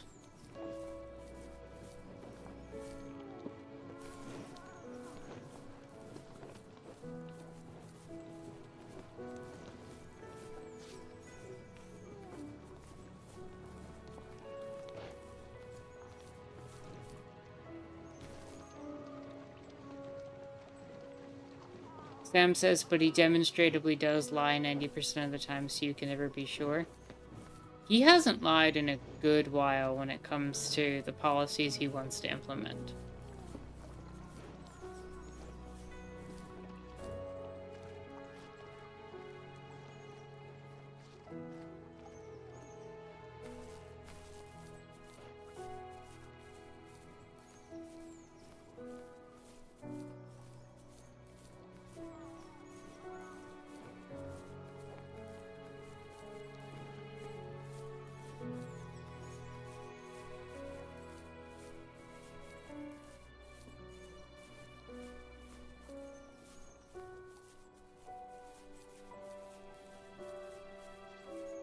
Zero says they're literally blinded by hate. He stirs his supporters up into a frenzy and promises he's gonna hurt their enemies. But they never realize he's gonna hurt everyone, including them. Well, they don't even think about it because they're not the ones on the front lines. Like, they're not the first ones who are gonna bear the brunt of it, so... I agree with that. And he manages to manipulate people's hate in a way that's spell-like.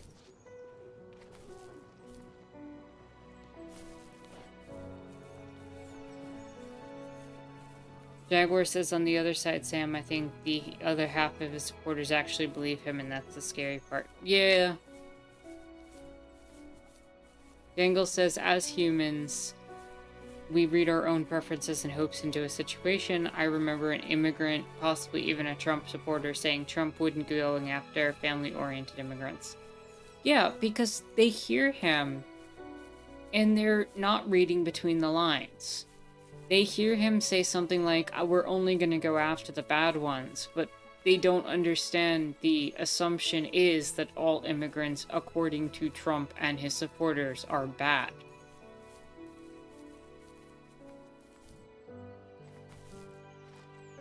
Well, at least all of the ones that are non-white.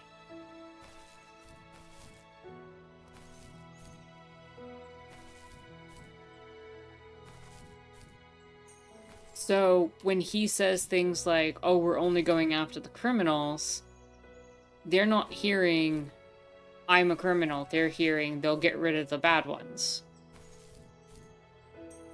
And unfortunately, there's no distinction for the Trump administration. There's no distinction between a person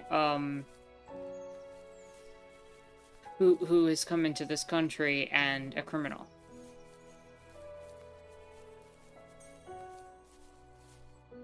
Zero, you nailed it on the head. All brown immigrants are criminals to Trump.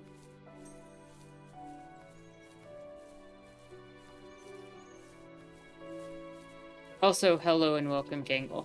I don't know if I said that, but I hope you're having a chill and lovely Sunday.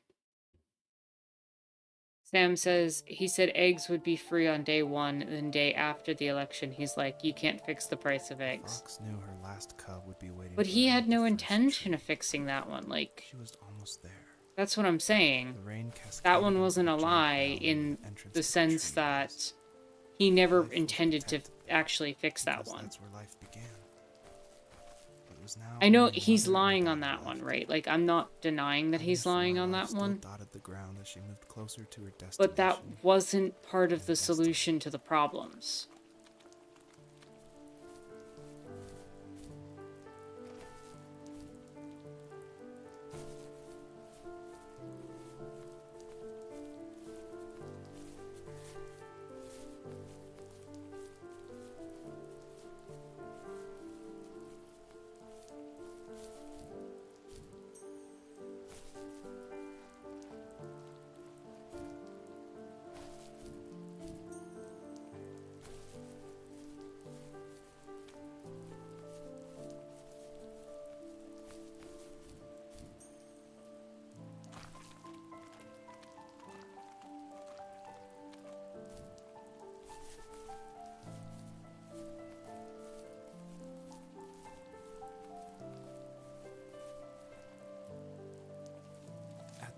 high school, I felt something I hadn't felt in a long time. Drive. I looked into the best But when he architecture said schools he's on the West gonna... Coast, I Well, got a wait till dose of this is reality clear. when looking at other students' portfolios and the high cost of tuition. I still wanted to be something, to be the next Alvaro Siza, and to make those thousands of sketches worth something in my grand history. But now even an internship sounds impossible. Siza helped me understand how essential emotion is in architecture, and he also said light is the real composer of space. I like to think these glints of light, like not finding a job, or even a strange dream about a fox, are something I should be thankful for, even if the illuminated space is something I'm less than comfortable with.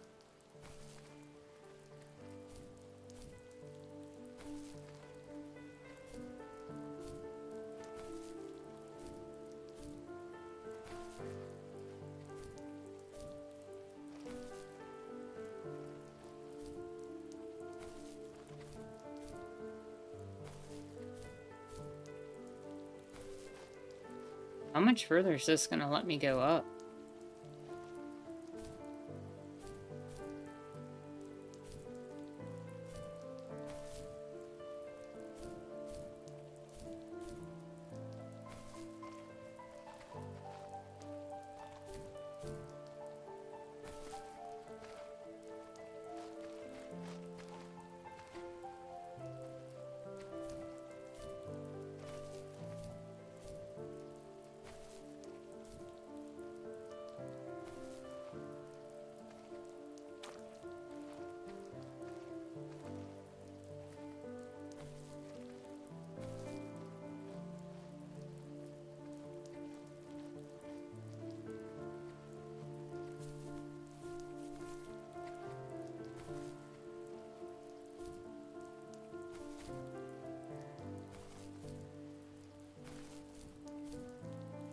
The mama fox will literally climb a mountain to find her babies. True.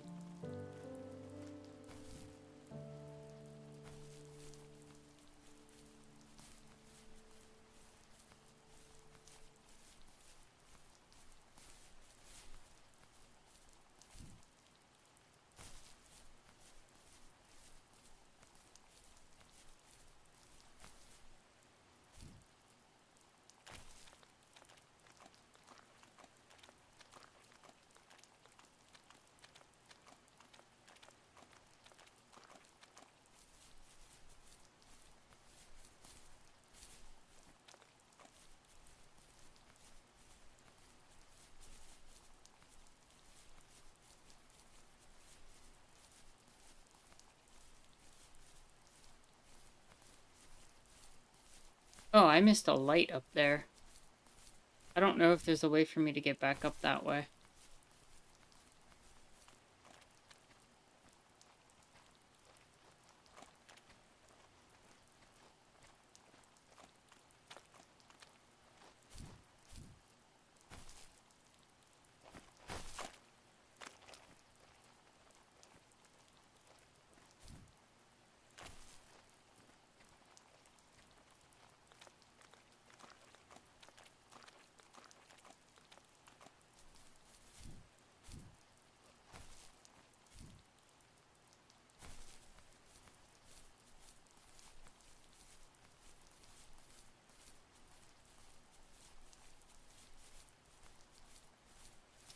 Gangle says, remember the lady 8 years ago who made a name for herself saying Trump supporters take Trump seriously, not literally. Trump supporters have always read their own hopes into his nonsense babbling. Yeah, pretty much.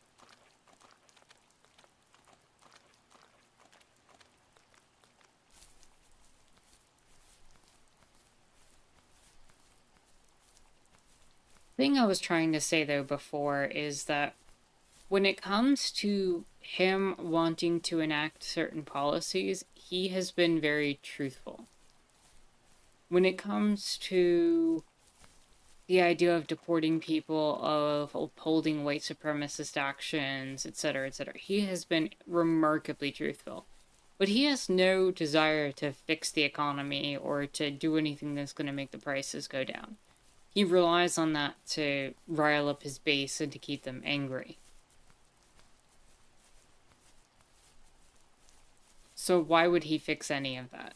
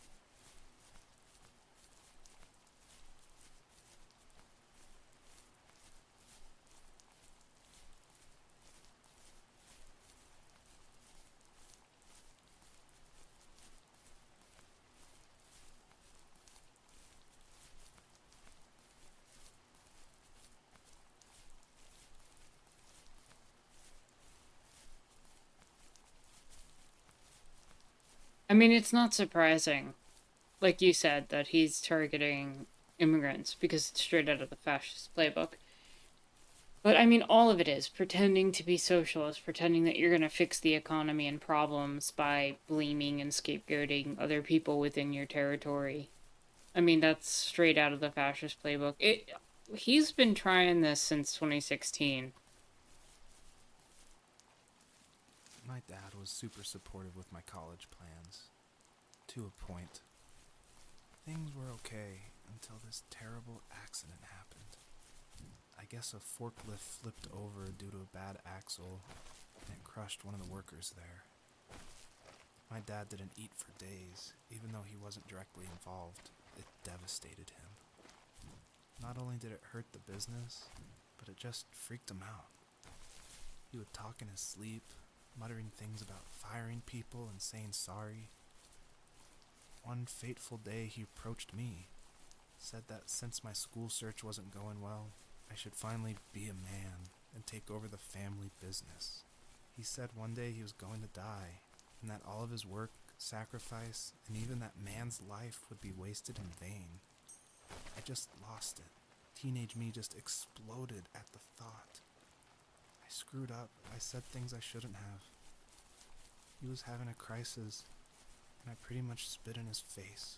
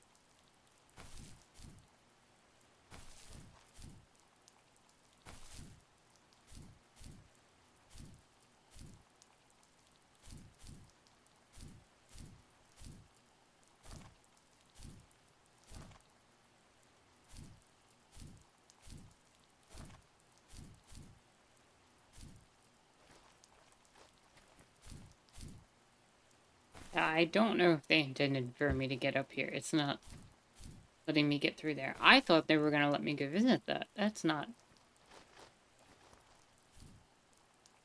I'm a little shocked that they let me get up there, but didn't let me visit the mill.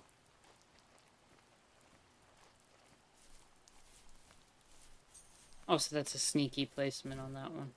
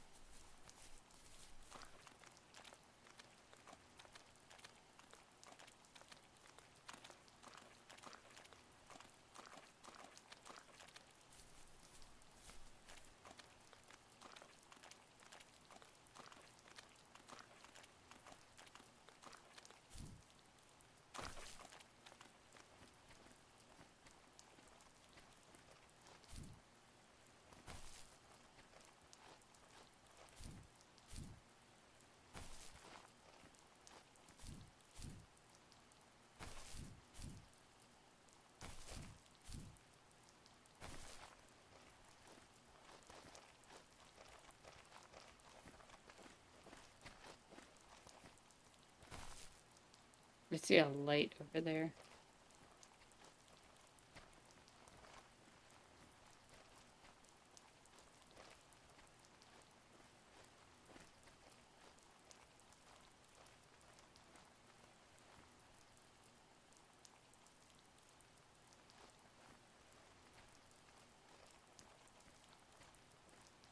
Sam says, I dreamt I was Data from TNG, and for God only knows what reason, I was faking some kind of severe malfunction. Random neural net corruption. What do you make of that dream, Sam?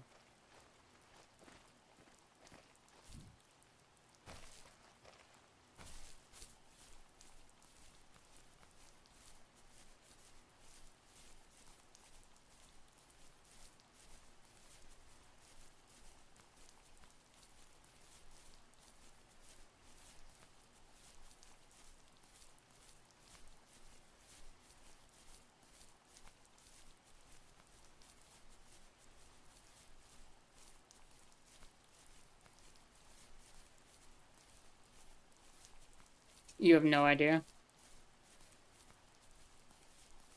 It's a strange one for sure.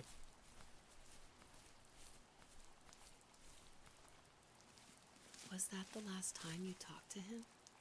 No, I called on holidays, and he would call on my birthday.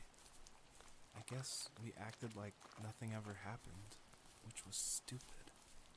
Didn't want to ask about his lumberyard, and I'm sure he didn't want to ask about my job search. I never went back and visited. I think the last conversation we had was about what movies we had seen and what exactly a best boy is in the credits. I thought he would be here so much longer.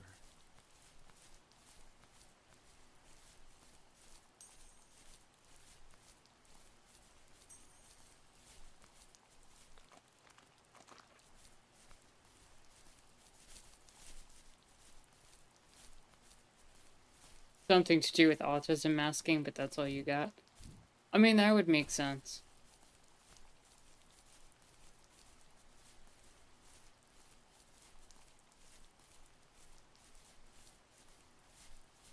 Zero says, I rarely remember my dreams. Sometimes I have some weird dreams, and I remember them, but I don't know. I never really get the chance to fully put them together.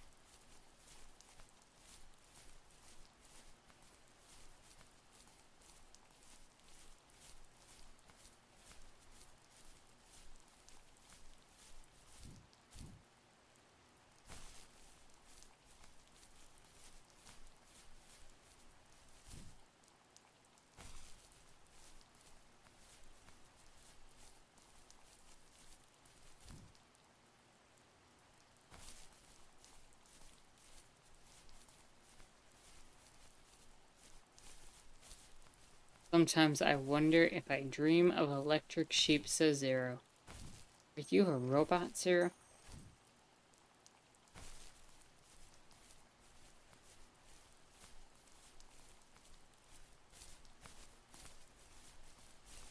Zero is our AI overlords.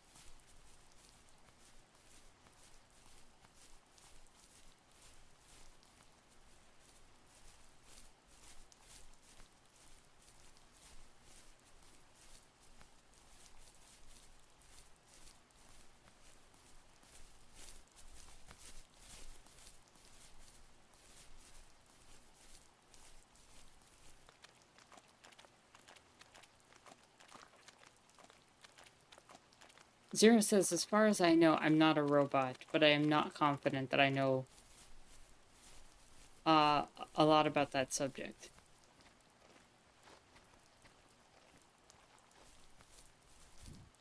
Who knows? Maybe you is. Maybe you a robot. Nobody knows.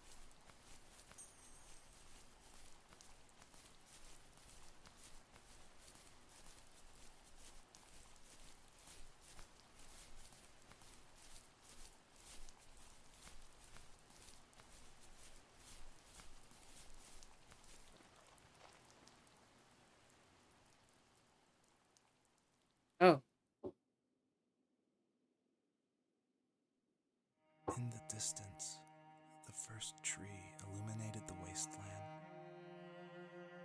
She couldn't go home anymore. She did the only thing she was capable of: moving forward. My dad died alone in the middle of the wilderness. I should have been talking to him more.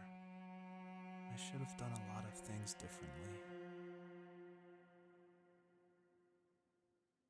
If the first tree on Earth brought life with it,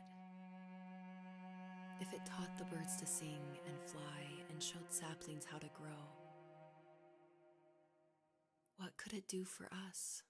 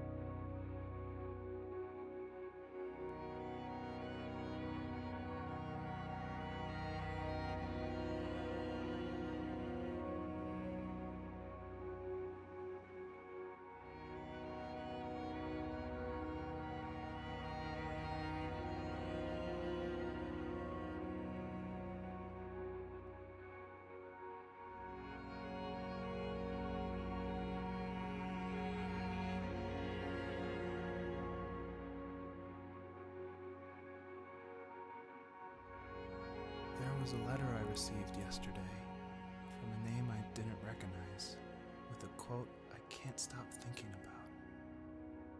Death is not the opposite of life, but a part of it. True. More and more, I'm realizing one important truth. Each of us have our own journey to the first tree. But sometimes I'm not sure I'm ready to take that first step. You already have my love.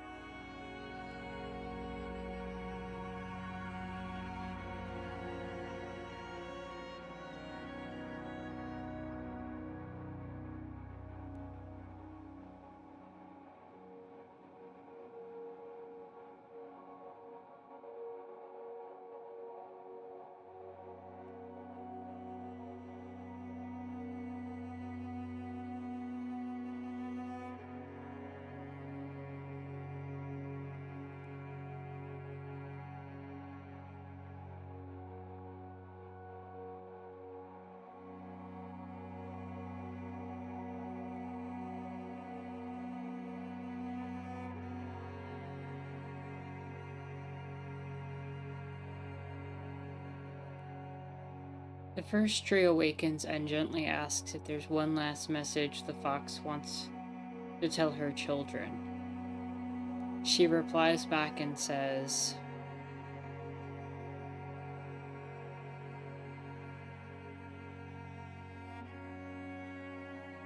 "Oh, man.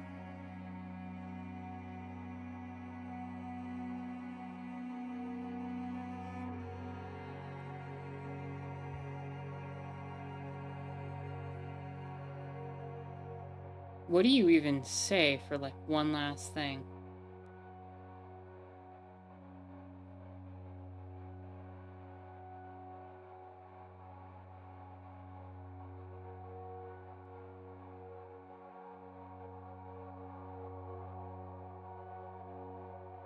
Find happiness and joy in all things.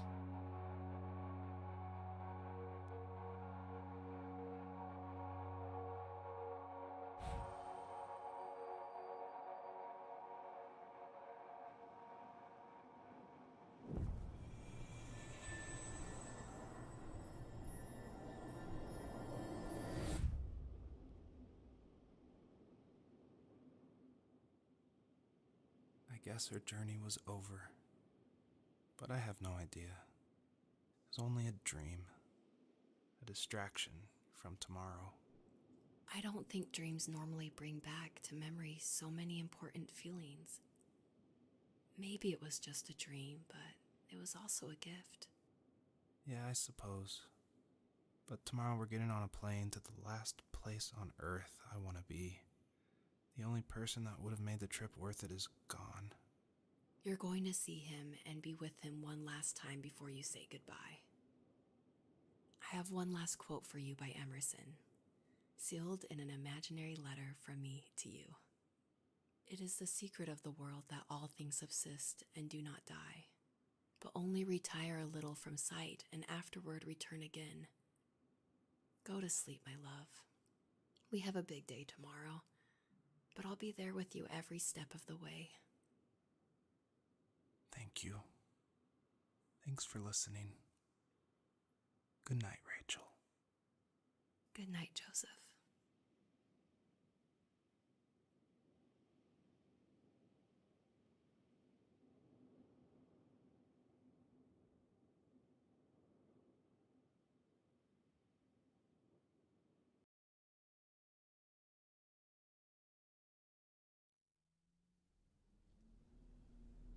Six months later.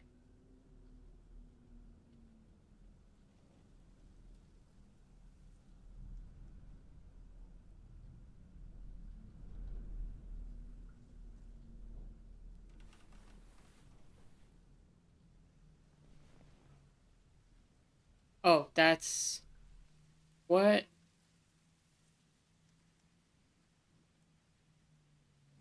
I guess that's Rachel in the bed and we're playing as Joseph.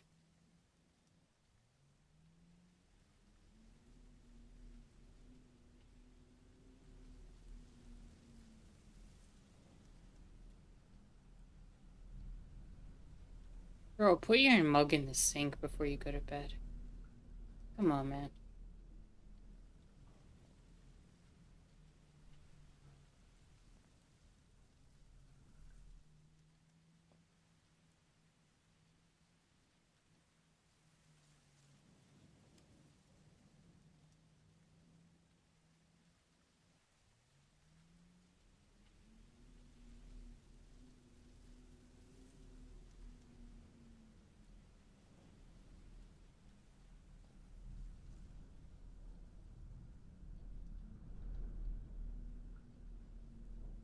Yeah, we're playing as the person who was telling the story.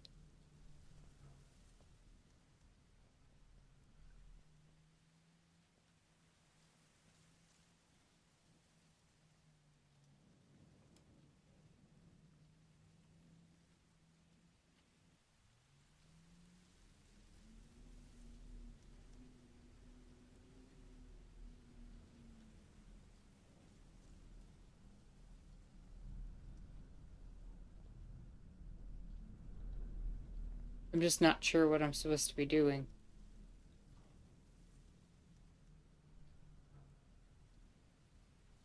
You're getting divorced vibes. The girlfriend slash wife is in the bed right there.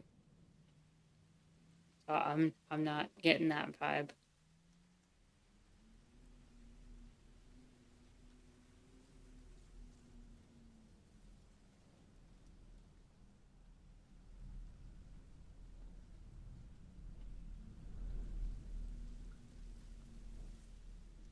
I don't have a reflection.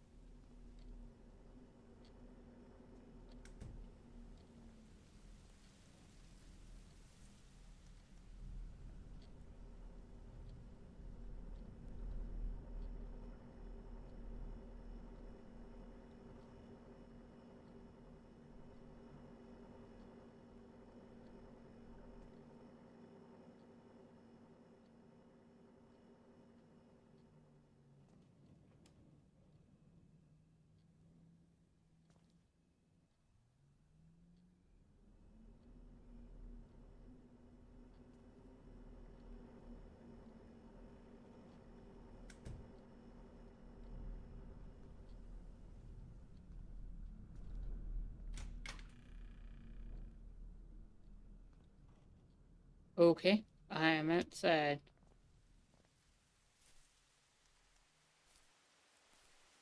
Am I gonna find the tree or the fox?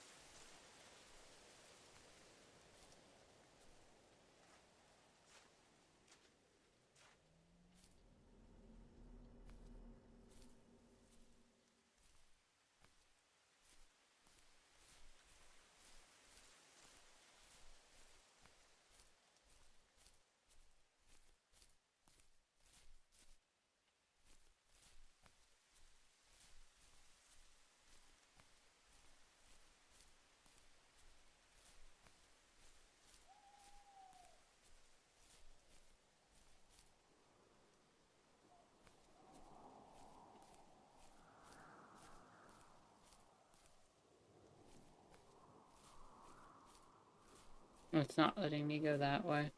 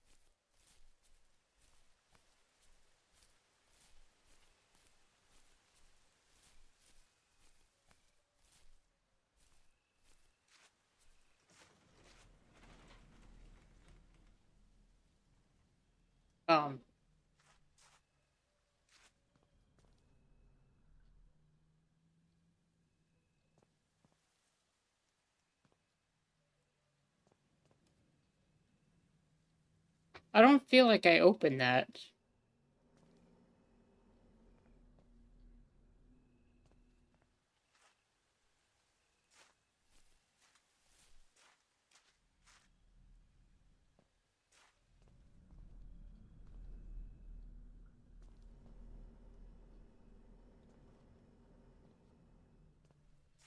But okay.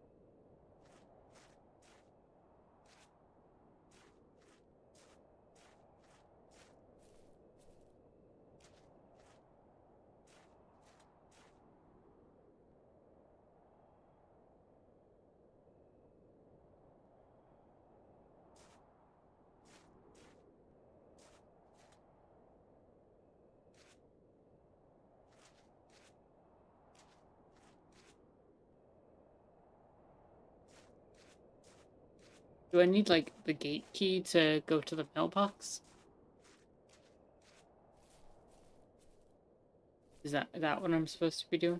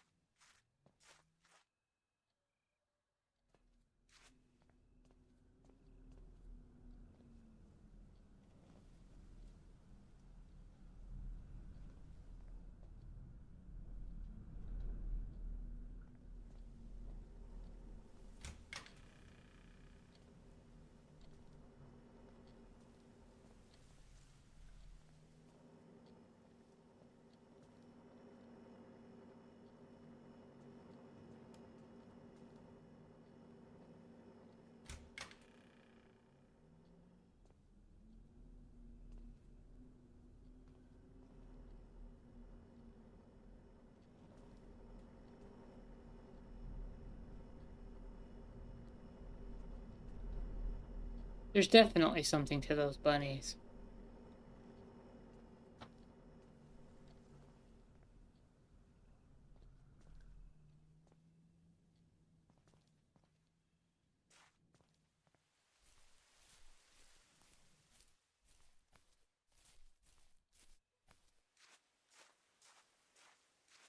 Anybody know what I'm supposed to be doing here?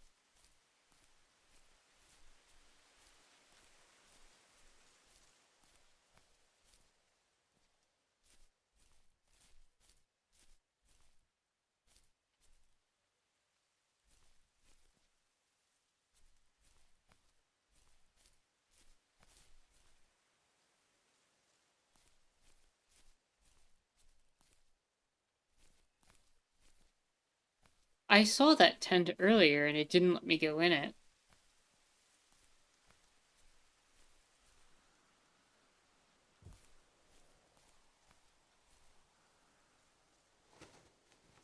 Oh, now it's letting me.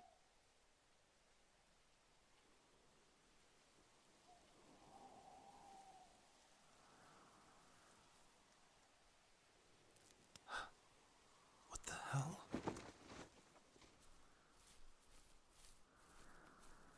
Oh, hey, Fox.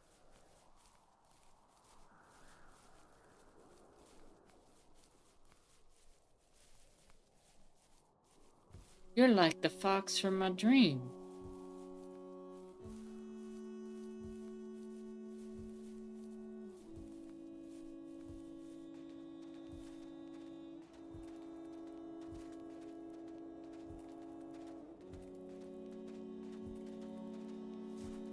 Honestly, it's not that jarring. It was just very dark. Also, I must look crazy. I'm just hopping down the mountainside.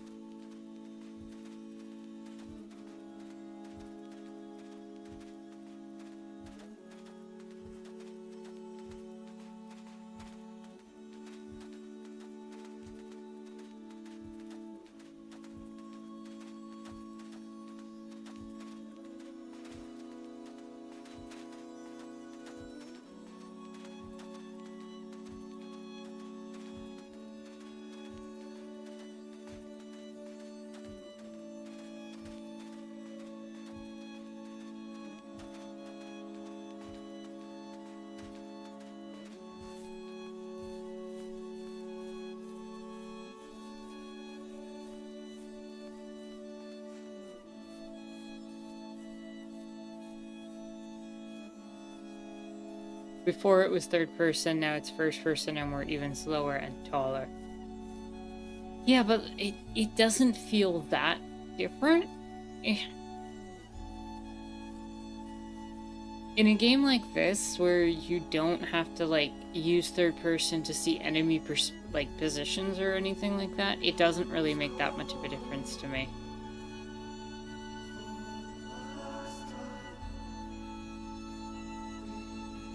Like, the advantage of third person is typically to be able to see more of your environment around you. But since I'm not doing the exploring part, I'm just following this fox. It really doesn't make that much of a difference.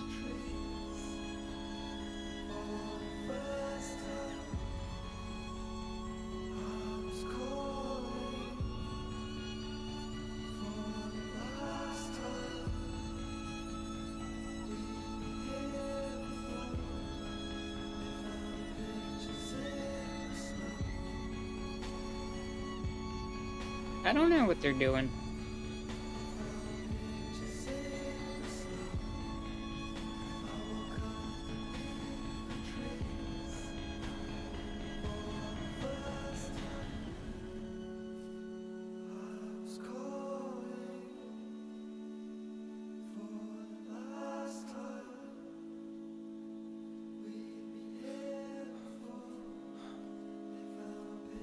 Well, they're finding the first tree, so maybe.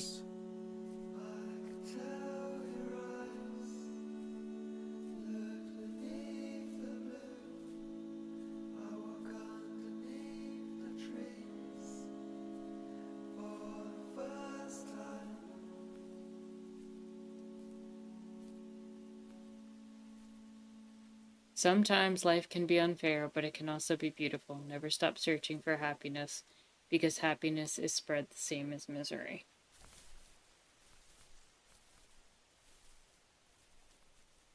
And the fox is with their family. So is that message unique, or is there something going on where... Because I was able to type a message and send it. I'm curious if I got somebody else's message, or if there's like a default message.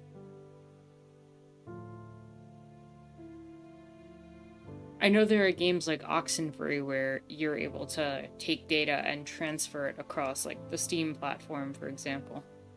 I'm just curious if that's what was happening there.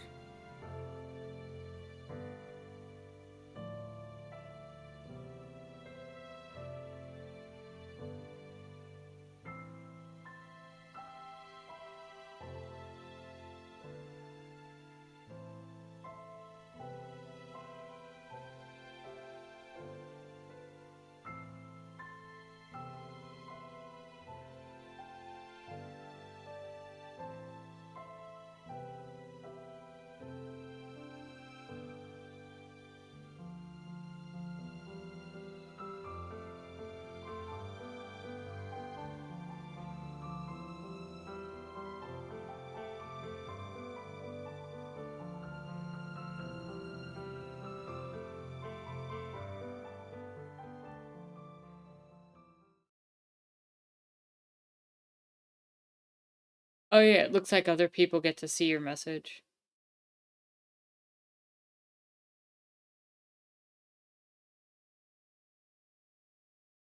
Would you like to anonymously submit your statement to the first tree in an online moderated database?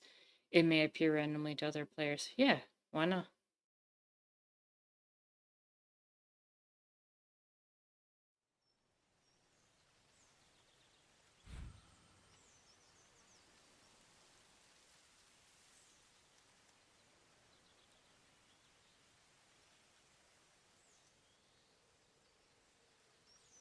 Oh wow, you have to get them all on one run? There's no, like, chapter menu?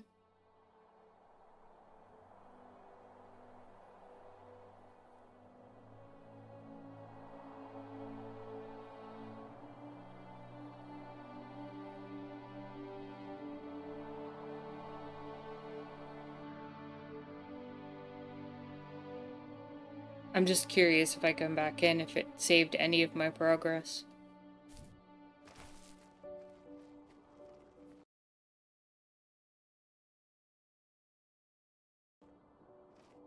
I wrote, try to find happiness and joy in all things. Are you awake? I thought I heard you get up. Yeah, I'm awake. Sorry, I just can't sleep.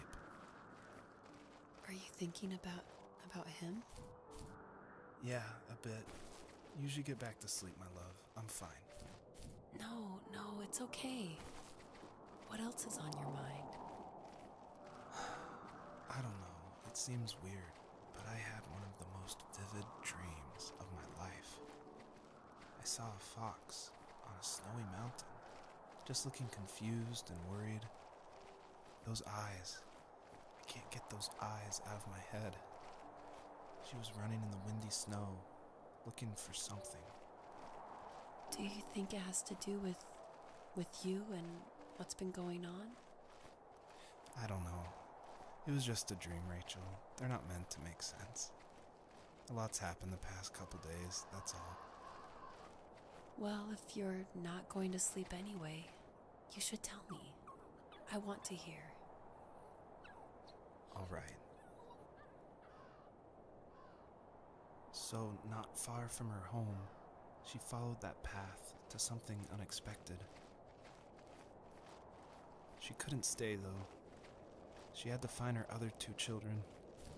So she took that path. She followed it towards something ancient. Something with answers.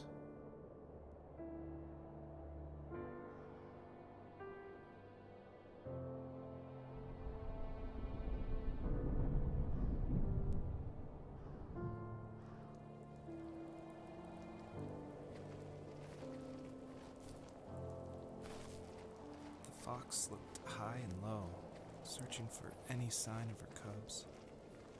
Points of light showed the way to this ancient Oh wow, tree. it makes you It was completely as if restart. each one had a So if you story want to tell get all all of their own. 150 of these, The land was trying to tell my story too. you I legit felt have like I was right to behind her the whole time. get it in one run. That's rough. I thought there was going to be like chapter sections. I just want to check the bunny thing and then we may call it a stream. I'm not gonna replay to get all 150 of them. But I really do feel like there was something to those bunnies.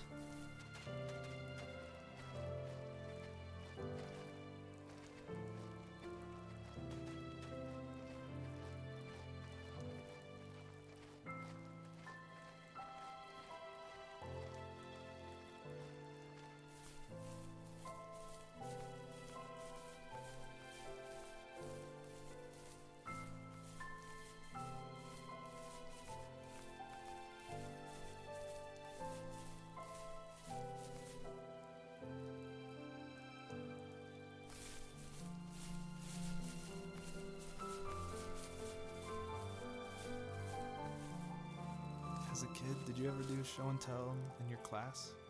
Yeah, I think I only did it once, when I was in the 4th grade. You know how my life was around then.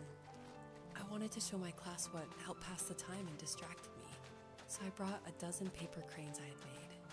I think I told everyone how badly I wanted to be a bird and fly, embarrassingly enough. Don't be embarrassed. Every kid wants to fly. For me, it was another toy from my dad, a wooden boat. I remember guarding it so carefully in my hands as I walked into class. When I sat down, a group of boys immediately made fun of it. They asked which trash can I found it in, or why an ugly log was my favorite toy. When I got up, I didn't even want to tell them my dad had carved it. I said it was a joke gift my friend had given me. Kids can be so cruel. Some of them are. I shouldn't have let them get to me, but it did. It's amazing we bounced back at all.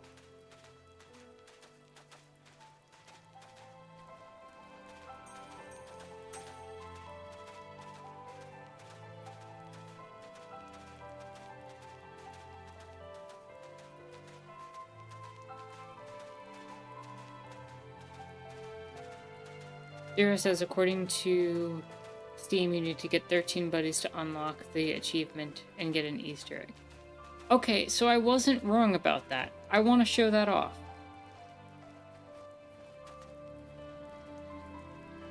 "13 bunnies, though. I only came across 4 last time.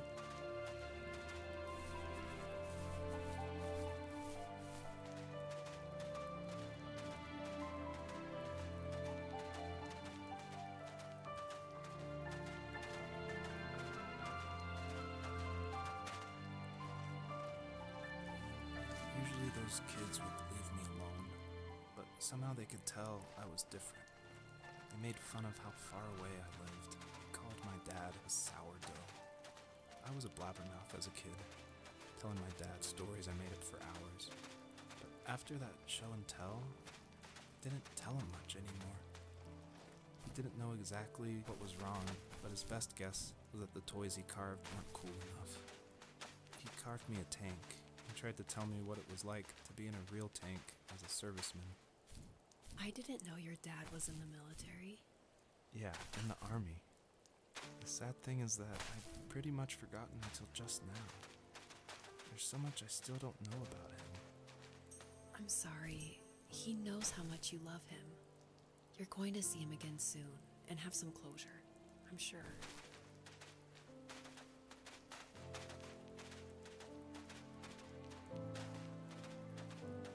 I did not get that one either when I was doing this before.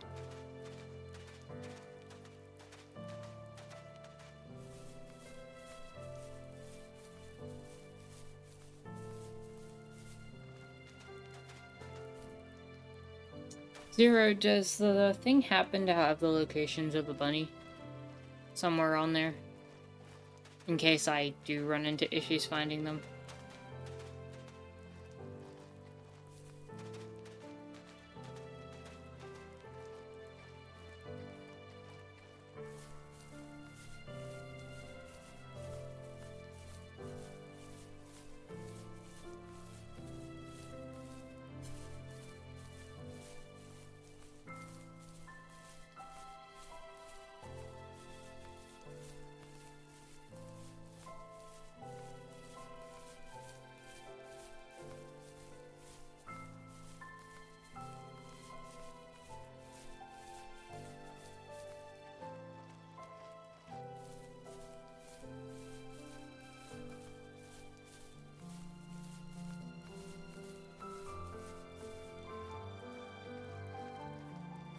There's one.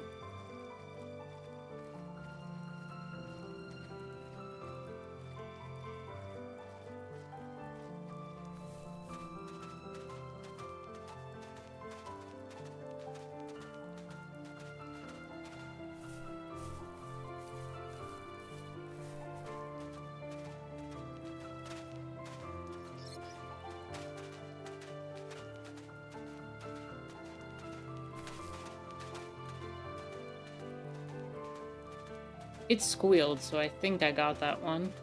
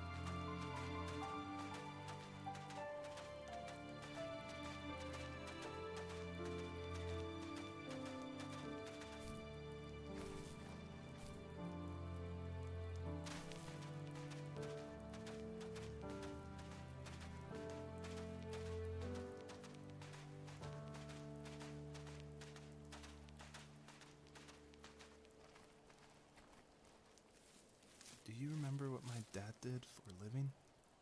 Wasn't he like a lumberjack? That's one way of putting it. If wood was a canvas, then a carving knife was his paintbrush. Even after working a 50-hour week, even after his hands were more splinters than skin, he would bring home the nicest piece of Alaskan weeping cedar and make me toys. That wooden train was the first toy I can remember, and I loved it. I just knew from a young age I was going to be a lumberjack, like my father.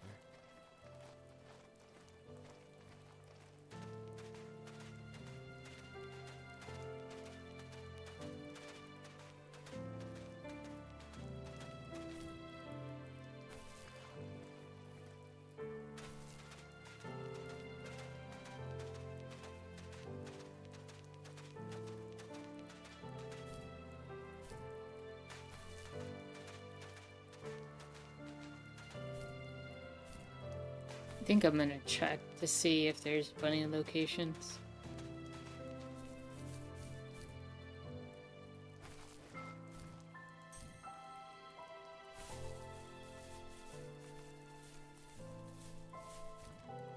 Well, that's the exit over there, so I know to avoid that.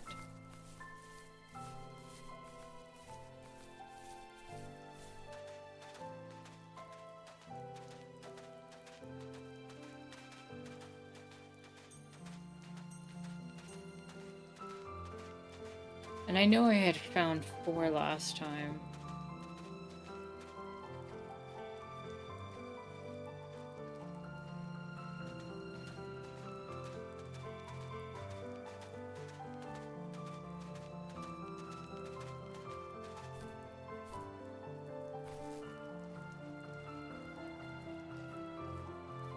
Okay, here's 2.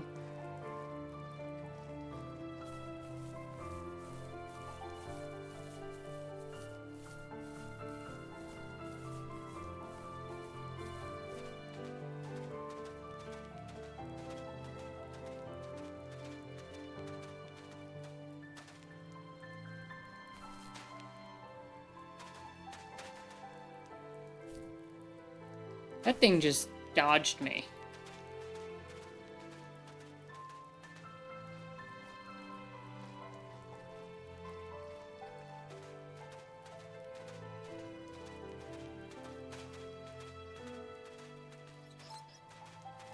Okay, got that one.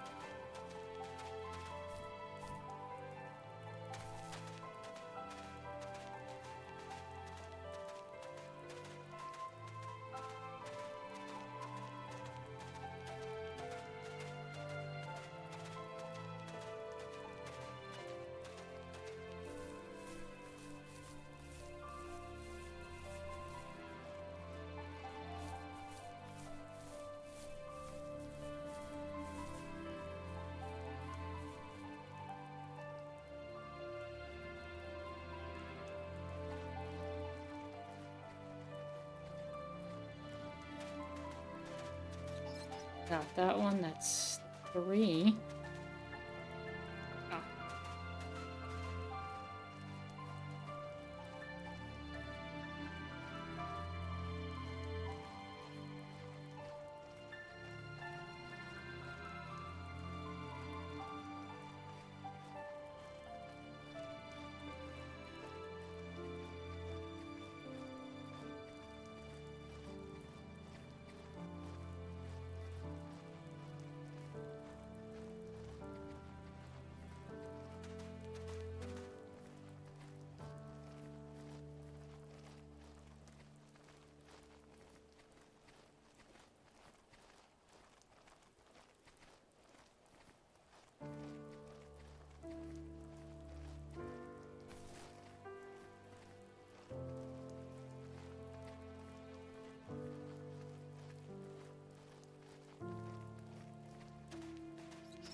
That's 4.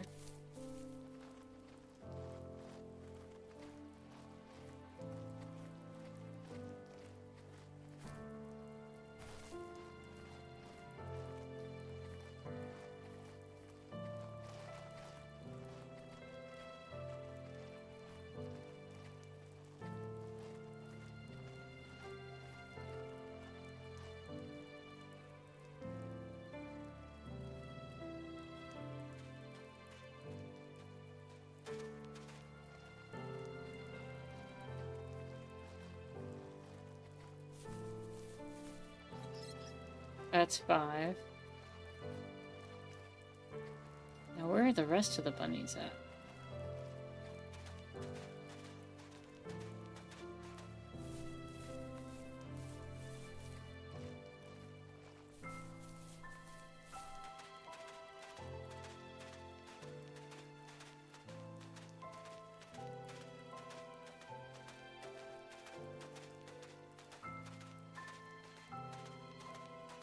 The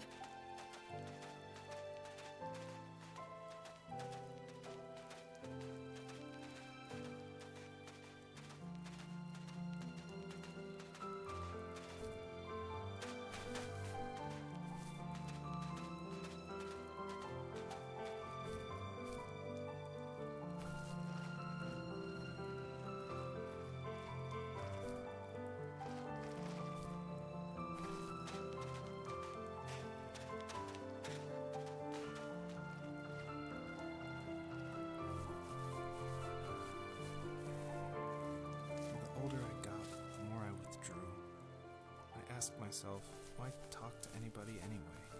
Why bother when I'm happy by myself? I started drawing a lot, mostly animals I saw in the woods by my home. I then imagined designing my own hideouts with things like TVs and pantries full of chips and cookies. I think that idea of leaving home and drawing blueprints started my career. I found a lot of solace in that. I'm not surprised, but I did the same thing, you know? There's something special about having a place to call your own. And now look at us. Well, if you count renting in an overpriced city. It's as close as we can get for now.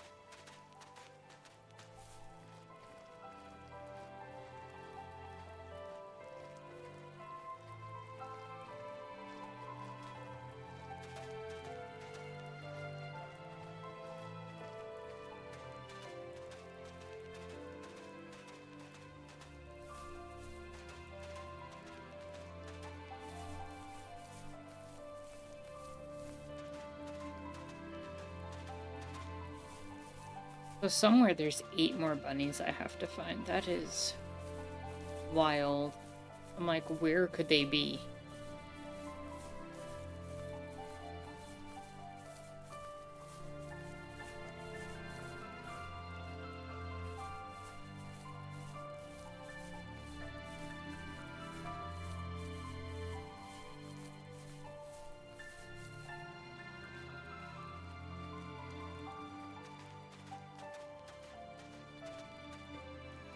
This is the 5th one I grabbed.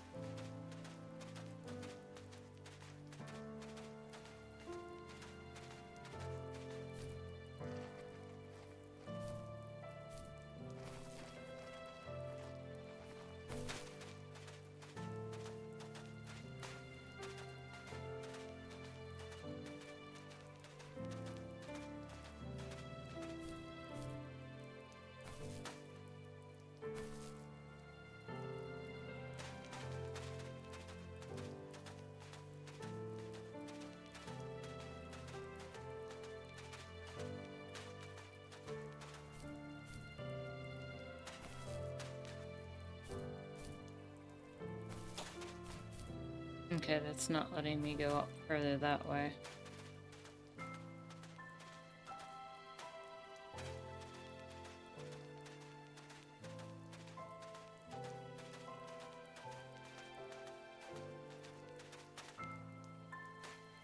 Now I'm just curious what the Easter egg is.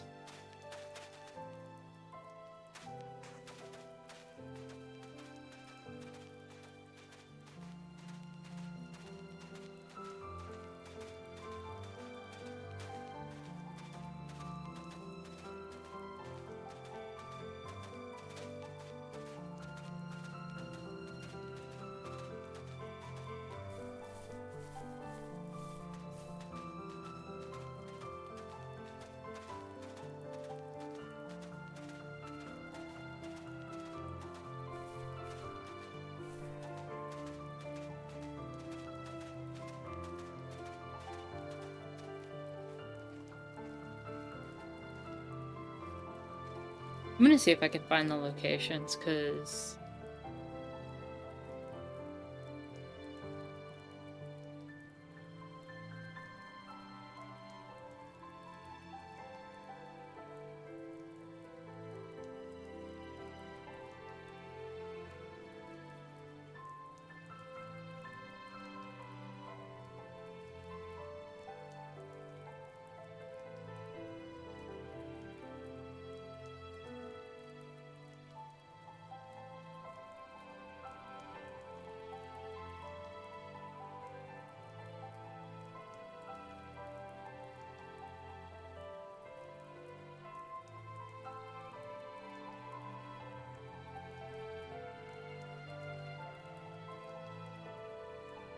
the link you shared spoils it. I can't see the link that you sent.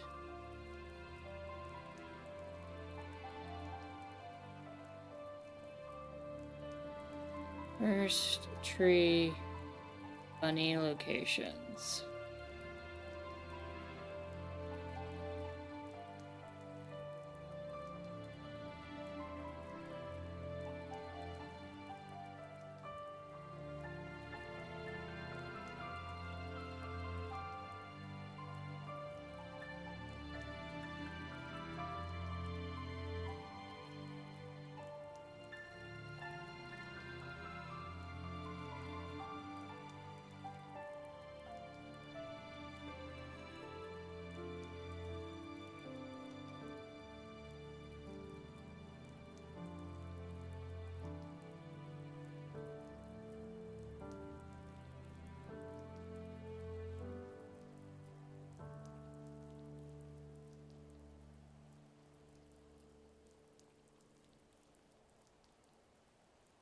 Okay, it looks like there's 3 up the hill that I must have missed? Question mark? Somewhere in this area. Okay, there's 3.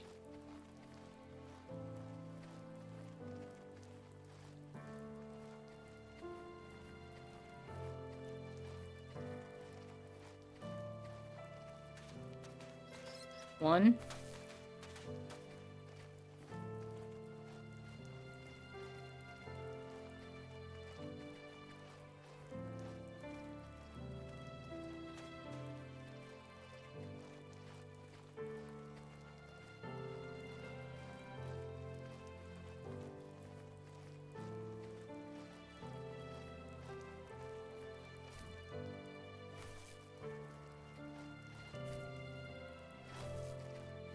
Why are they so fast?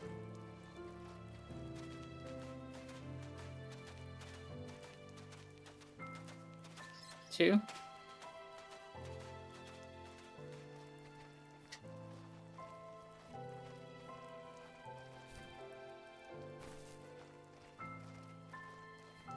And now I have no idea which of these 2 I've already gotten.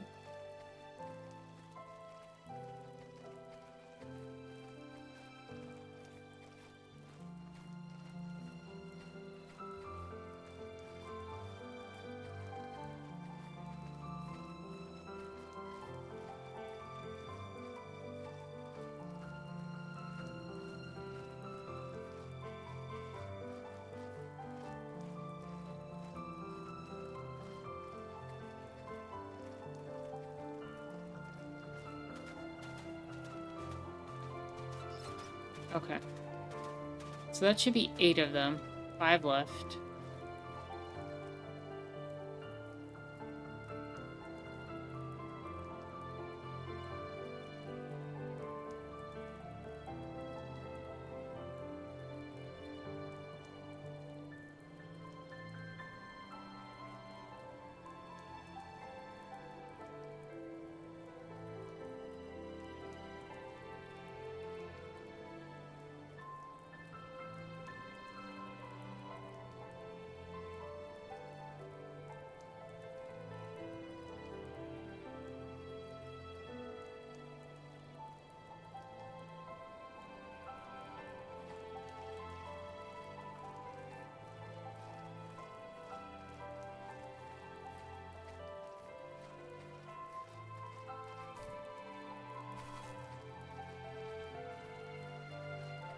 I believe I have all 3 of these. Apparently there's 2 near the slide, so I can head over there.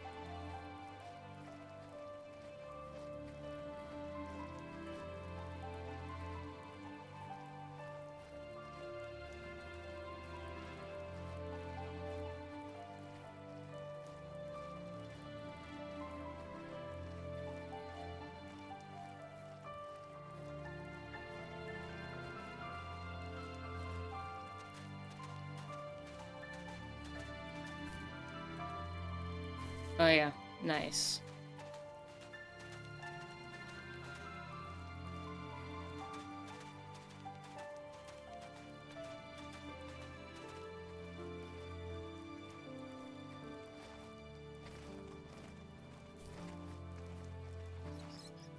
Okay.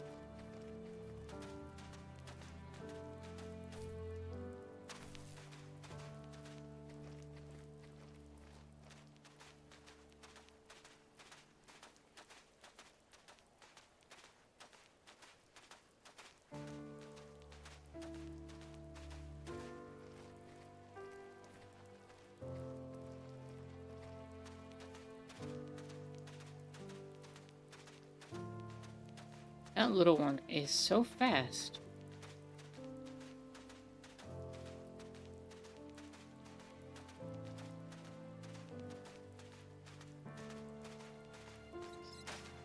Okay, that's 10. So I'm missing 3 now.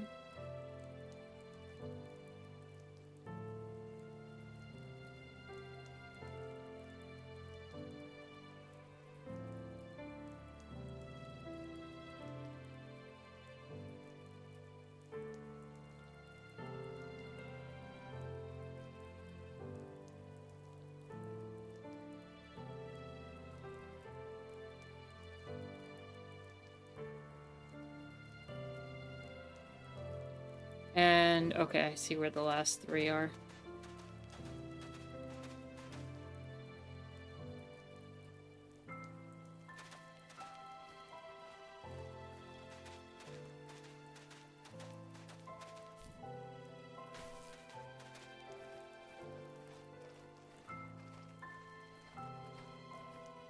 So these should be the last 3, I just have to catch them.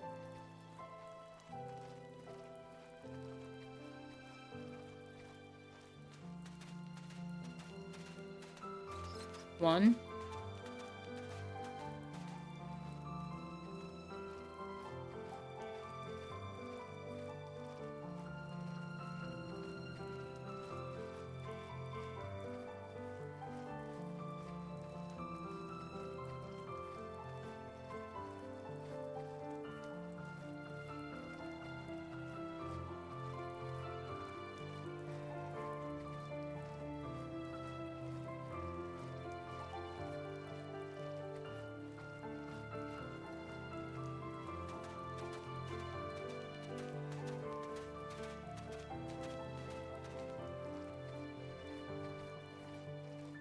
Come on.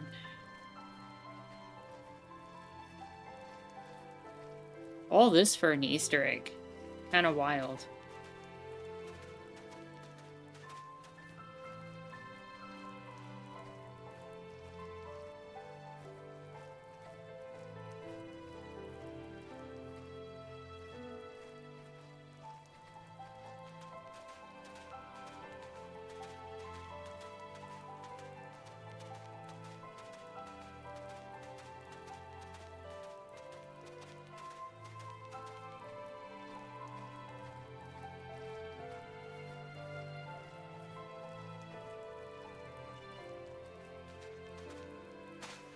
Oh, come on.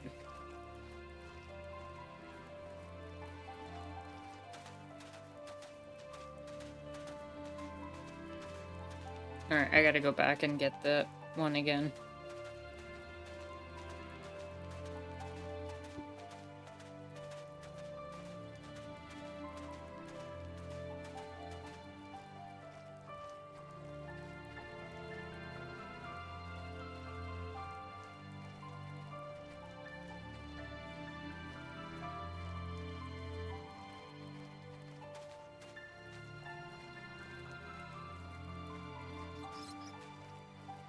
That's 2 of the 3.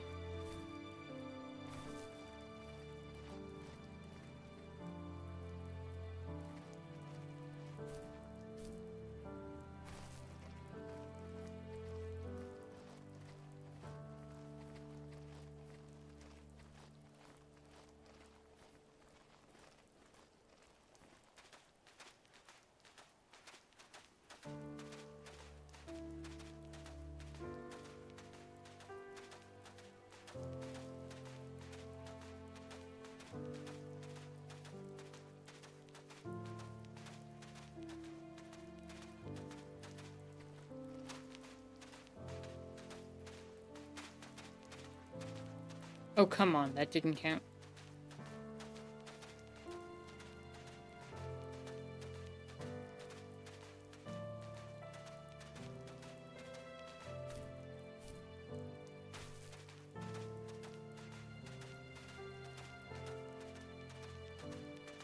This one is being the most infuriating out of all of them. This one does not want to be caught.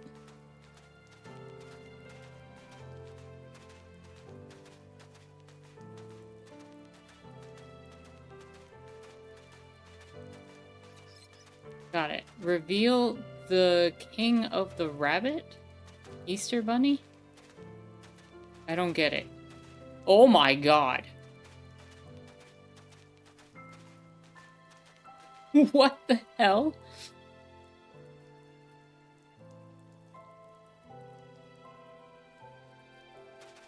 Are you all seeing this? Is that the bunny's revenge?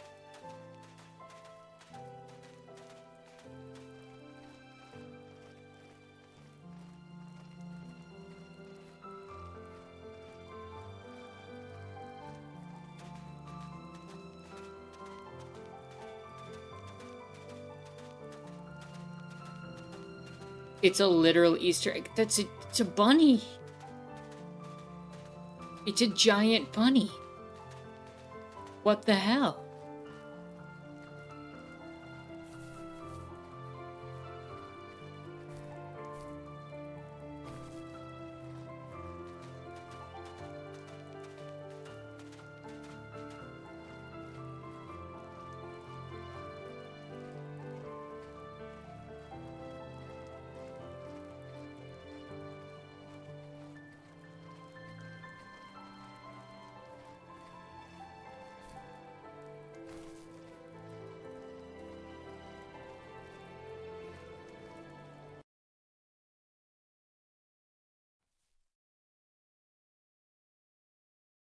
Our serious game. This our serious test level.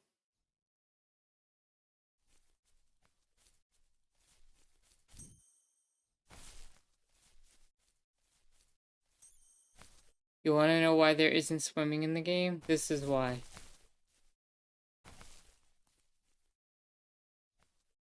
To get mad air, double jump off these hills, yo, for some reason, you go way faster and higher running diagonally. Don't ask me why.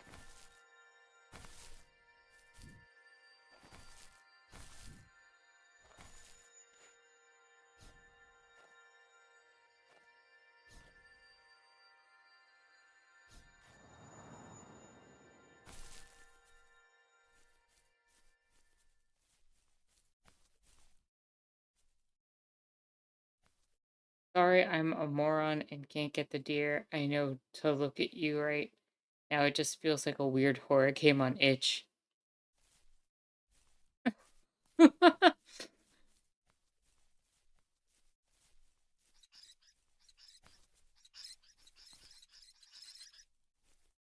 Touch every bunny and something crazy happens. No, nothing happens. Please don't do it. I was actually going to ask.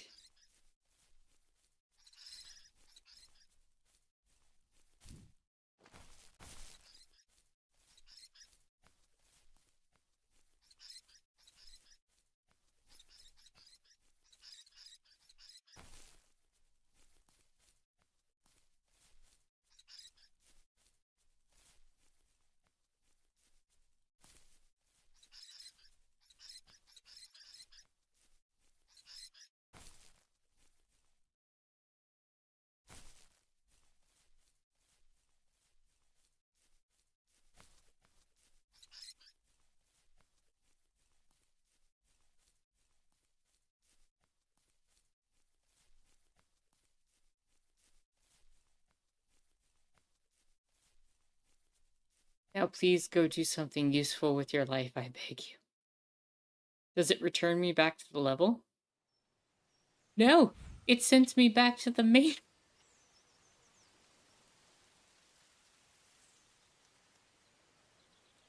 Okay.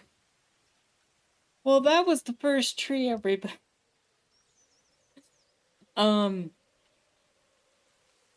Thanks for joining. So next time, we're gonna be popping into Staxel.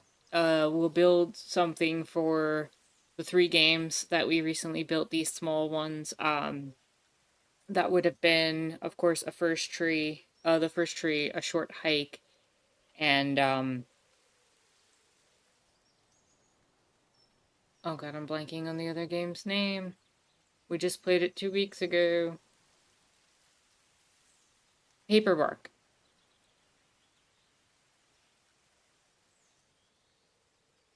It was definitely a fun ending to a very thoughtful game. I appreciate the game for what it is. I know that the developer probably had some issues with certain things. I would have loved to have seen a volume slider. I would have loved to have seen a checkpoint system so that I could have collected all the things to 100%. But other than that, it was a cute game, and it was thoughtful, meaningful, and talked a little bit about a person's experiences in life. So, yeah, until next week, we'll be playing the game Hob. It was the only one that got any traction on the Discord, so we'll be doing that probably for about a month's worth of time. But again, we'll start off in Staxel and build something to the previous 3 games first, and hopefully everybody hangs in there and takes care of yourself. Get yourself some water, get yourself something nice every now and then. Try to treat yourselves good in these times. It's not easy, but only through communication, empathy, and kindness and compassion are we going to find any source of liberation in ourselves. So just keep that in mind. But I'll give you all 5 minutes if you want to talk amongst yourselves or do anything. Be chill. And I will see you all next time. With that said, my name is Anarchist Terra. Thank you so much for watching. Bye for now.